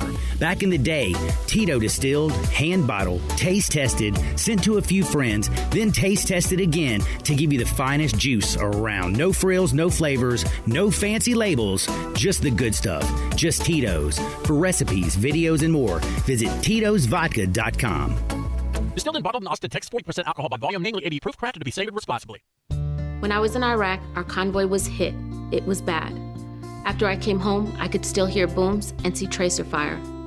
Makes it hard to be a good mom. As America's veterans face challenges, DAV is there. I'm Naomi Mathis, Air Force veteran. With the right support, more veterans can reach victories, great and small. With help from DAV, I was able to begin to heal. DAV provides a lifetime of support to veterans of every generation, helping more than 1 million veterans each year. Today, I'm part of DAV. We're veterans helping veterans to get the benefits they've earned. And I give my veterans my all. But there's more to be done and more victories to be won. My victory is being able to be here for my children. Naomi Mathis, thank you for your service. May your victories inspire many more. Support more victories for veterans. Go to DAV.org.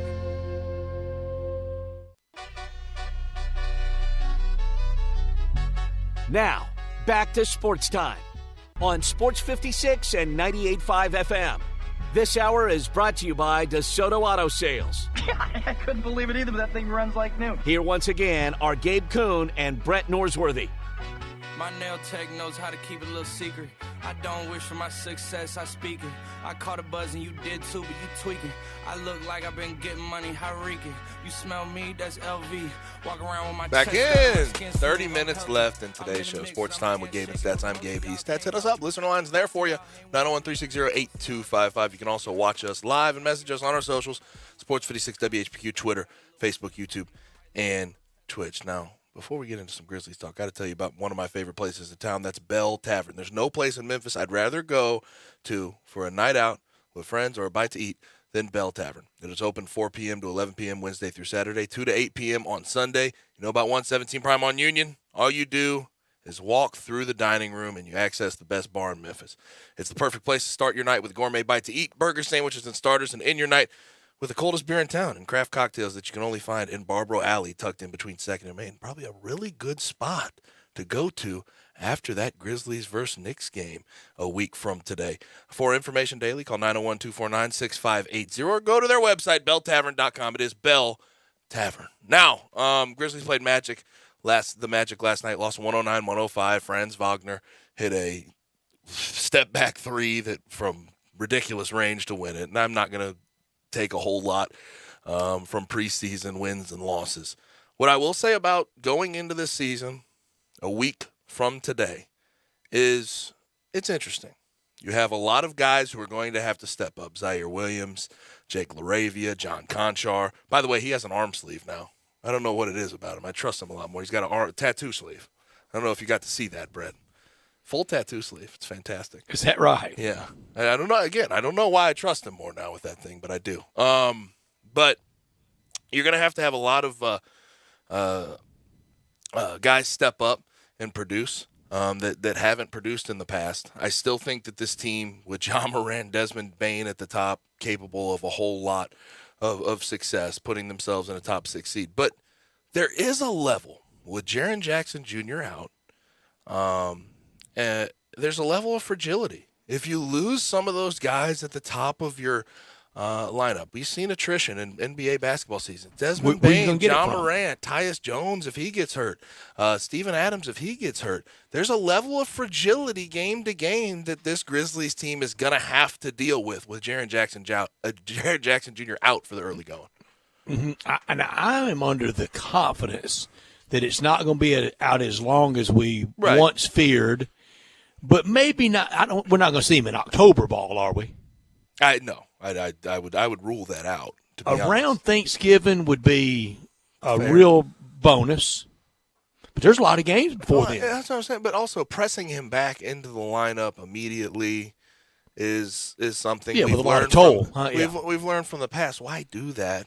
They're not going to. Yeah, I mean, take your time, get them on the court when you need to, but it won't be after the break of the new year, which is what we originally thought could be the situation. We know now with the Grizzlies and a lot of places most places in the NBA and a lot of places around baseball, if the health and science and welfare doctors or analysts, if they say he doesn't go, he doesn't go. He doesn't. They have veto power. Yep. I guess everywhere but the NFL, huh? They can't name a lineup, but they can name who's not available. I guess everywhere but the NFL. I don't know if you caught that one.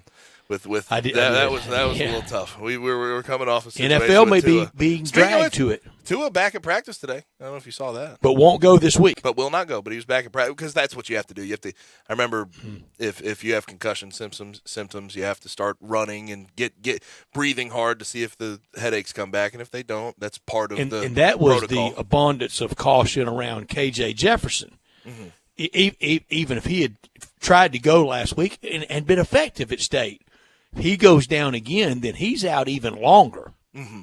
Now they hold him out even longer. I sort of for examination. I know they have impact testing where you have a baseline too for concussions, and if you don't pass those, you can't even get out on the field and run and do physical activity. I just wonder how much if it's uniform school to school and at the college level. I know it has to be uniform in the NFL, although it hasn't been this year. But yeah, I think there's a lot uniform these days in college football. Yeah.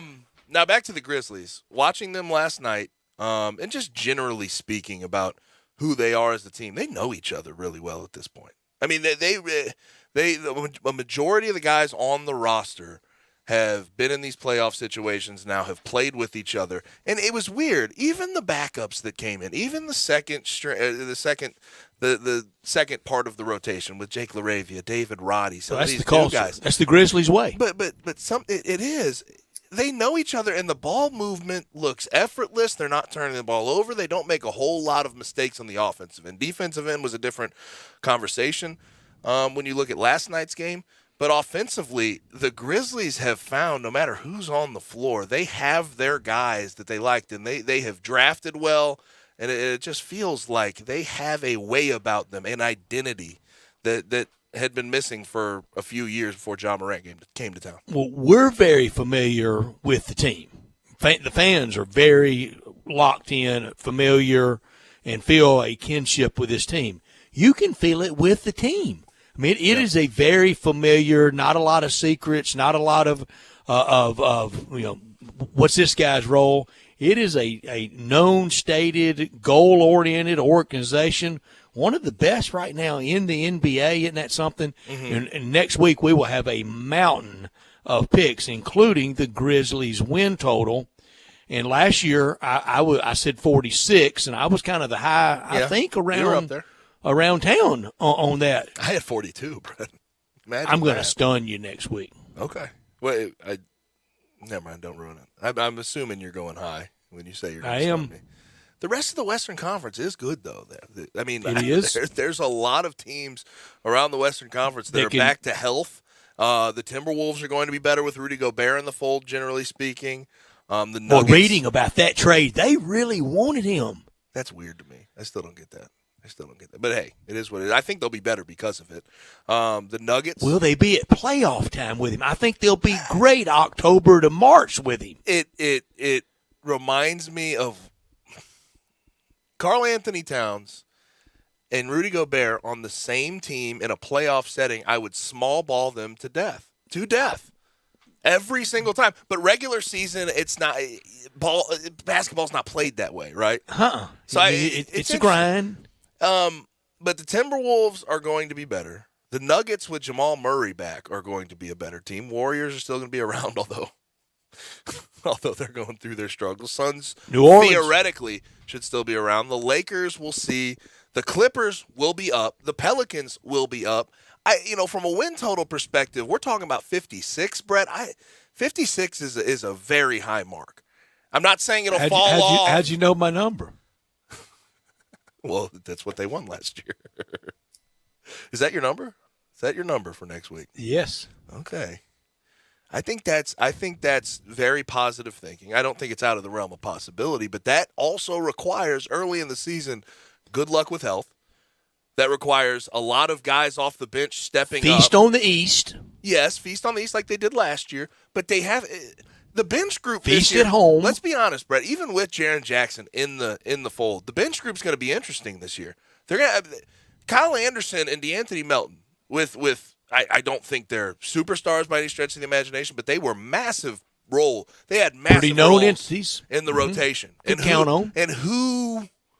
And maybe it'll be by committee, but who is going to step into those types of roles off the bench?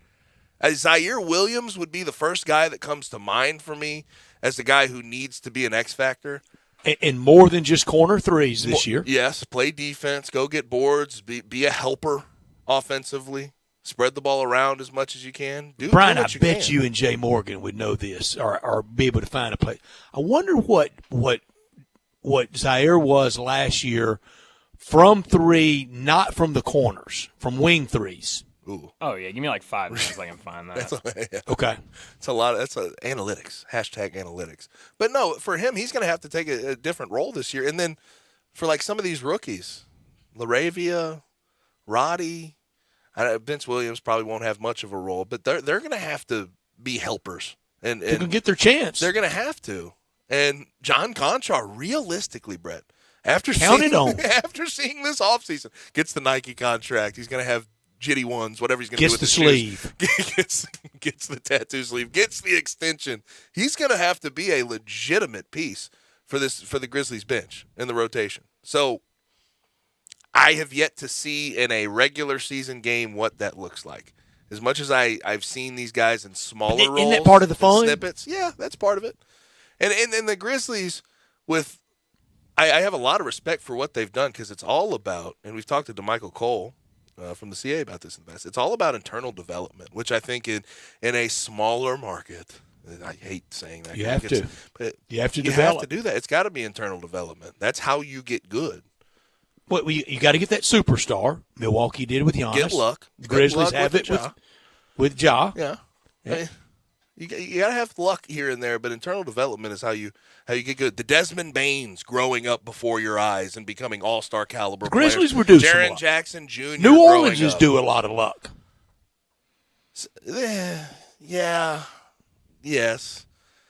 The Zion Chris injuries Paul, and Anthony Davis, too. and the injuries to Zion. You got to be thinking, when's it ever going to happen? Yeah. What do you think about them this year? Like love. I love those four guys. I love Jonas. I love Zion. I love B.I. and I love C.J. McCollum. Let's commit now. Memphis Memphis versus New Orleans, Western Conference Finals. We go to every game, home and road. Oh, of course, yeah, no question about it. We could sell that in about 20 seconds. 20? Faster than AutoZone Liberty Bowl is going to sell out with Arkansas and Oklahoma. I think 20 is an overestimation. 10, more like it. 5. But I still have questions about the Pelicans. With them in that franchise, I think it's always going to be seeing is believing, right? I think that's waiting for the next bad luck to hit. Mm-hmm. Are the Kings going to be any good? Are the Kings going to be all right? Well, never have been. We always talk about that roster. Individually, okay. You love that. You kind of, I like that piece. I like that guy. Then you put it all together, and you don't like anything about them. De'Aaron Fox, Harrison Barnes. They go and get Kevin Huerter this offseason. They have Domantas Sabonis. They should be okay. Brian, do you have that stat? 29.7%. Ooh, from everywhere but the corner. That's yes. That's a number that Good has stuff, to change.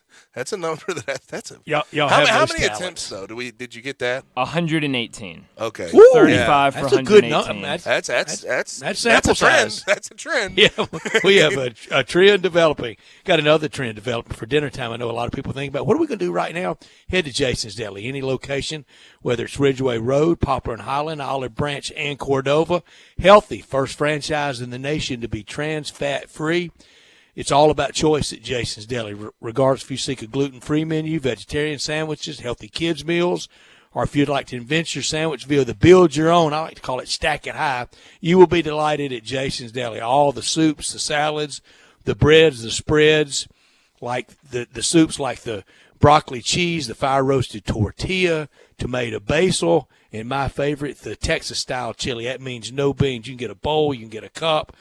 Also very good in that salad bar. Over 30 items on the salad bar to prepare it however you would like. Plenty of organic food to choose from as well, and catering anytime, anywhere, no order too large.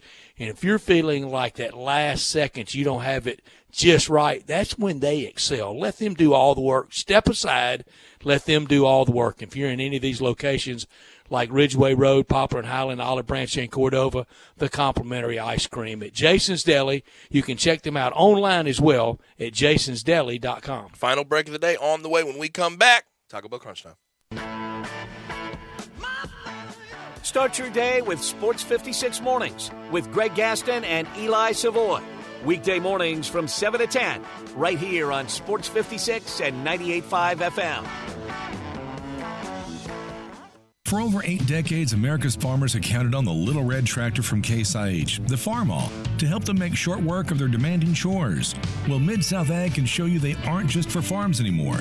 With horsepower ranging from 30 to 105, plus an army of attachments, they can tackle every chore on your to-do list, from hauling and mowing to loading and towing and then some. Stop by Mid-South Ag Equipment or call 662-890-3141 to find a Case IH Farmall that's right for you. I often say they've set the bar for the way car business should be done at Homer Skelton Hyundai. You know how close that is. It's right there at Highway 78, Lamar Avenue, and Craft Road, the very first exit in Mississippi. I say it because they always come up with new innovations. And right now, when we've had all these shortages on new cars, Homer Skelton Hyundai is always going to come through for you. You won't pay more than the sticker price for a new car at Homer Skelton Hyundai. That's Chris True's pledge. You'll never pay more than sticker price. Those other guys, they could charge you a whole lot more for that new car because they know there's a shortage. That never happens at Homer Skelton Hyundai. That's part of the philosophy and the team that's been together for about 15 years now. You want the best of service? You want the best of products? It's the combination and the trust you'll always get from the best guys around. Homer Skelton Hyundai and Genesis of Olive Branch. To a lot of people, Bell Tavern is the only real bar in downtown Memphis. Bell Tavern isn't going to suddenly turn into a nightclub at 9 p.m. Bell Tavern is going to stay what it is and has always been, a bar. The lighting is low and the spirits are high. Bell Tavern isn't the kind of place that attracts people that shout when they've had a few drinks. It's quiet. The servers and bartenders care, and it's unlikely tourists are going to stumble into the place. Just walk through 117 Prime and into Memphis's only real downtown bar, Bell Tavern. Okay, 3 more climbers, 7 loggers. Ted's sustainably sourced logging company is growing a new branch. What about truck driver contracts? Which means a new HR manager will be the first hire to fall. Then we'll need to staff up the warehouse. Indeed can help him hire great people fast. I need Indeed. Indeed you do. You can schedule and conduct virtual interviews all from your employer dashboard. Visit Indeed.com/credit and get $75 towards your first sponsored job. Terms and conditions apply. Parents, grandparents, does your child seem to learn differently? Don't panic. Check out Shady Oak School, helping children with learning differences since 1973. Shady Oaks is dedicated to educating elementary and middle school children ages 7 to 14 in reading comprehension, math, science, history, cursive writing, and language arts. This warm, inclusive Christian school has a supportive and caring environment, and continuous admissions throughout the year means your child can get academic help without delay. Call 901-737-3355 or go online to shadyoaksmemphis.com for more information. When you open a crisp, cold Bud Light, you know game day is here. You owe me $5. We mean every sound. Enjoy responsibly. 2022 Anheuser-Busch Bud Light Beer, St. Louis, Missouri. Hi, I'm news correspondent Bob Woodruff. In 2006, a roadside bomb struck the armored vehicle I was riding in while reporting from Iraq. I sustained a life-threatening traumatic brain injury. The military term "got your six" means I have your back, and that day our service members had mine. During my recovery, I learned firsthand the challenges facing our service members who return home with injuries. While serving, their fellow service members always had their six. Now that they're home, it is our turn. We started the Bob Woodruff Foundation to make sure that the camaraderie and support they relied on in the military carries on, and we need you. Please join us as part of the Got Your Six initiative and help us be there for impacted veteran service members and their families. They've had our backs. It's time we have theirs. Learn more at gotyoursix.org. That's gotyoursix.org, using the number 6.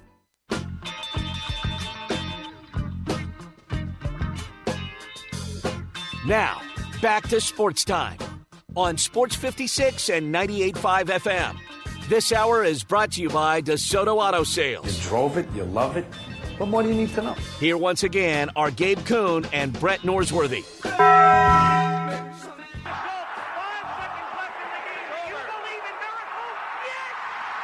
crazy, folks! Go crazy! This is Geraldo. It is crunch time. You are looking live. In your life have you seen anything like that? Goodbye! Hello, Haskins. It's obviously crunch time. Hammer, nail, coffin. This baby is over. The double steak grilled cheese burrito, so good. Double the steak with nacho cheese sauce, seasoned rice, red strips, sour cream, and the 3-cheese blend wrapped inside a warm flour tortilla, with even more 3-cheese blend grilled on the top. The double steak grilled cheese burrito, it hits the spot now at Taco Bell. And at Taco Bell, when they say they are feeding people's lives with unexpected good, they mean it. Bowl food you can't get anywhere else. Brett, what I learned today, and really a pseudo Scott Van Pelt best thing I saw today, with all this stuff going around about photographers and the Davante Adams situation, we figured out, and it's being reported, and a lot of people are pointing to it, Randy Johnson, the big unit, Hall of Fame pitcher, is a professional photographer who shoots NFL games, works for the NFL, does concert, does wildlife, and he has said that photography was his first love, but he just happened to be really good at baseball. Now, I will say this. If Davante Adams saw the big unit in that tunnel, I don't think he'd be able to push him as easy. No, and now after knowing this, I remember seeing him. And after knowing this, now at the time I didn't think consciously that's Randy Johnson, but now I remember. Wow. Okay, you got to go with your passion. Yep. I mean, and you know he can. I learned today the college football season, it ends rather predictably and is heavily criticized for it. But what about the other sports, except maybe for the NFL? In baseball, Yankees, Dodgers, Braves, Astros, they're going to win it. One of those teams will probably win it this year. KU in college basketball, that's no big surprise. Golden State, they're no Mr. Outsider in the NBA. No other sport gives the real intrigue except for maybe the NFL, but college football gets slammed for it when it's the same old, but everybody else doesn't. What I could have done without today, LaMelo Ball, diagnosed with a grade 2 left ankle sprain, is expected to miss time to start the regular season. That Hornets team truthfully has a lot of young guys and a lot of hope, but a lot of it's been dashed this offseason. Aren't they the Kings of the East? Kind of. I'm not going to say that LaMelo Ball being out for the beginning of the season just kills them, but it adds on top of them giving a massive contract to Miles Bridges and all that situation with the felony domestic assault that he's dealing with. I guess Dennis Smith Jr. and James Bouknight are going to have to grow up fast and figure it out in the absence of LaMelo Ball, Miles Bridges, and the whole 9 yards. I like him a lot. I want Michael Jordan to be super owner. It's the only thing in his basketball life that he hadn't gotten down. Give him time. I think he will. I could have done without Riverboat Ron Rivera, who's been thoroughly average over most of his coaching career except for kind of 2 outlier years. That year with Carolina. The big Cam Newton MVP year. having to apologize to Carson Wentz, who screams thoroughly average. Rivera played for Mike Ditka. What are the chances you think Mike Ditka would have ever apologized to Jim McMahon, Jim Harbaugh, or Mike Tomczak for anything over? 0% chance. Zip. I also, but it's weird that Ron Rivera, I mentioned it yesterday with what I could have done without. He says that quarterback's the issue with where we're at right now. And he's right. And our placement in the NFC East. I mean, there's other reasons, but that's a big reason. And then he comes back and says, well, you misconstrued my comment. Well, okay. There's been a lot of weird missteps from Ron Rivera the past couple of days, and that's just we need to slow down on Cooper Rush too. If you looked at his numbers, count them. 4 touchdown passes. He throws for 100 yards. He threw for a 102. Just win, baby. Wins he the game. He threw for 102 the other day, and we're acting like he's, I don't know, prime Tom Brady. It's ridiculous. It's ridiculous.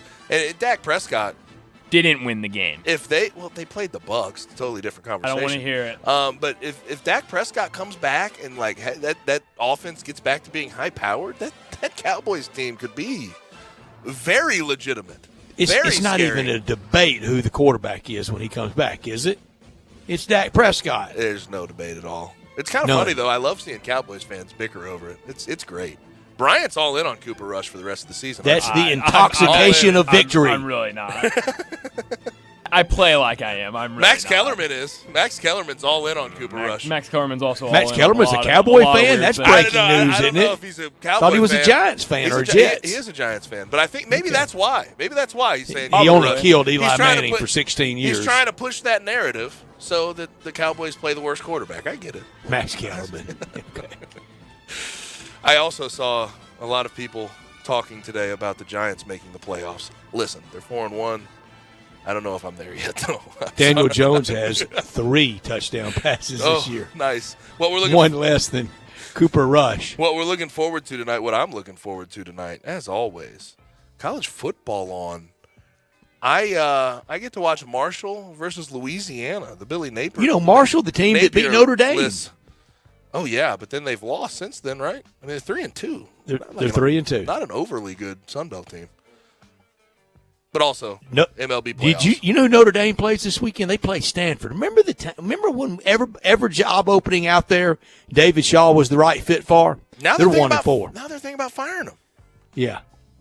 Hey, he's had to jump through hoops to recruit. He's done a good job if you look at the overarching sort of thing. He has. But Phillies Braves will start about 6:30, and Padres versus Dodgers 7:37 start time for that one. But that's all we have for today. Thanks for joining us. Thanks to Alex Kuhn, Barrett Jones, Steve Earhart, and Vince Ferrara. We will not be in. Brett and I will not be in tomorrow. Bryant, Dacus, J-Mo will take it for us. But for Bryant, for Brett, I'm Gabe. Enjoy your night and be safe. We'll talk to you on Friday.